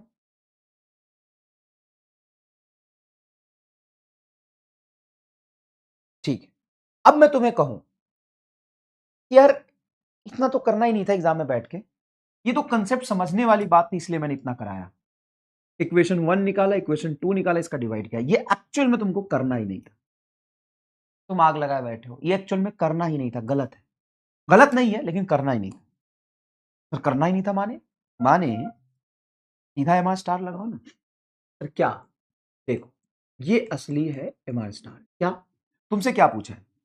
वेवलेंथ ऑफ इलेक्ट्रॉन बटा वेवलेंथ ऑफ फोटोन, तो वेवलेंथ ऑफ इलेक्ट्रॉन बटा वेवलेंथ ऑफ फोटोन, ऊपर वेवलेंथ मतलब लेंथ और नीचे वेवलेंथ मतलब लेंथ, क्या ये डायमेंशनलेस होना चाहिए? हाँ, length by length same physical quantity का रेशियो डायमेंशनलेस होना चाहिए, तो ये तो डायमेंशनलेस होना चाहिए गुरु, तो ऑप्शन वही सही होगा जो डायमेंशनलेस होगा। अब देखो ऊपर एनर्जी नीचे मास, एनर्जी में डायमेंशन किसका आता है सर? एम भी आता है, 2l आता है, t-2 आता है, नीचे m आता है, फिर पावर हाफ लिखते हैं, तो मास से मास कट जाएगा लेकिन लेंथ बच जाएगा। तो ये कह रहा है कि वेवलेंथ का रेशियो निकालो और वेवलेंथ का रेशियो ये दिया है, तो वेवलेंथ का रेशियो डायमेंशनलेस होना चाहिए, तो डायमेंशनलेस हो ही नहीं रहा, ये तो एनर्जी में लेंथ भी आ रहा है, लेंथ तो कटेगा नहीं, ये आंसर होगा नहीं। ये आंसर देखो, मास को एनर्जी को सी को सबको मल्टीप्लाई कर दिया, अबे मास मास मास का स्क्वायर होगा, डायमेंशनलेस कैसे होगा सर? यहां पे देख, यहां पे भी ये डायमेंशनलेस नहीं हो पाएगा, ये तो हो जाएगा यार, E by two M, two E by, ये डायमेंशनलेस हो जाएगा। फिर कैसे देखोगे मास्टर? नीट में जो सवाल आया था उसमें ऐसा नहीं था, उसमें सी ऊपर मल्टीप्लाई किया था, हालांकि मैं एग्जैक्ट सॉल्व करके तो दिखाई दिया, सी यहां मल्टीप्लाई किया, यहां पे थोड़ा अलग तरीके से दिया, मान लो मैं सी यहां मल्टीप्लाई कर दूं तो गलत हो गया, नीट में ऐसा ही किया था। अब देखो, अब यहां देखो, भाई दो ऑप्शन मैच कर जाएंगे तो थोड़ी ना बता पाओगे, फिर तो सॉल्व करना पड़ेगा, लेकिन मान लो तुम्हें दो ऑप्शन कट गए, बाकी दो ऑप्शन में ये भी कट जाता, तो डायरेक्टली अब इसको देखो, ये एनर्जी, एनर्जी का डायमेंशन देखो, एनर्जी का डायमेंशन होगा बेटा देखो m(L2t-2) बटा 2m का पावर हाफ इंटू 1/c, मास से मास कट गया, L2t-2 का पावर हाफ है, तो देखो L2 का पावर हाफ L, t का पावर -2 का पावर हाफ t-1 बटा c को लिखोगे L(t-1), L से L कट गया, t-1 कट गया, देखो डायमेंशनलेस आ गया। ये सिखाने की कोशिश करता हूं, बताओ बताओ, समझ में आया? समझ में आया? समझ में आया? ठीक है, चलो बाकी तुम्हें होमवर्क दे दूंगा, मेरे पैर में थोड़ा सा दर्द हो रहा है, बाकी ये कुछ क्वेश्चंस होमवर्क है, कर लेना, ठीक है, बाकी क्वेश्चंस होमवर्क है, ये कर लेना अच्छे से, मिलते हैं नेक्स्ट क्लास में, तो ये होमवर्क का मैं सॉल्यूशन दे दूंगा, ठीक है, अभी का होमवर्क मैं कोशिश करता हूँ अभी रिकॉर्ड कर दूंगा, तो ये तुमको सॉल्यूशन मिल जाएगा। Thank you so much. अब तो वॉइस क्लियर था ना? अब झझर पटपट नहीं कर रहा था ना? एक बार वॉइस बता दो, क्योंकि मैं रिकॉर्ड करूँ फिर उसमें खराब हो जाए तो दिक्कत आप ही को हो जाएगा। वॉइस तो क्लियर था ना? अभी वॉइस क्लियर था क्या? अभी वॉइस क्लियर था क्या? क्वेश्चन में लिख दूंगा कि कौन सा कॉपी करना है कौन सा कॉपी नहीं करना है, वो मैं लिख दूंगा अभी। अभी वॉइस क्लियर था ना भाई? चलो ठीक, थैंक यू सो मच, चलिए okay, bye bye bye bye bye bye, चलिए चलिए चलिए।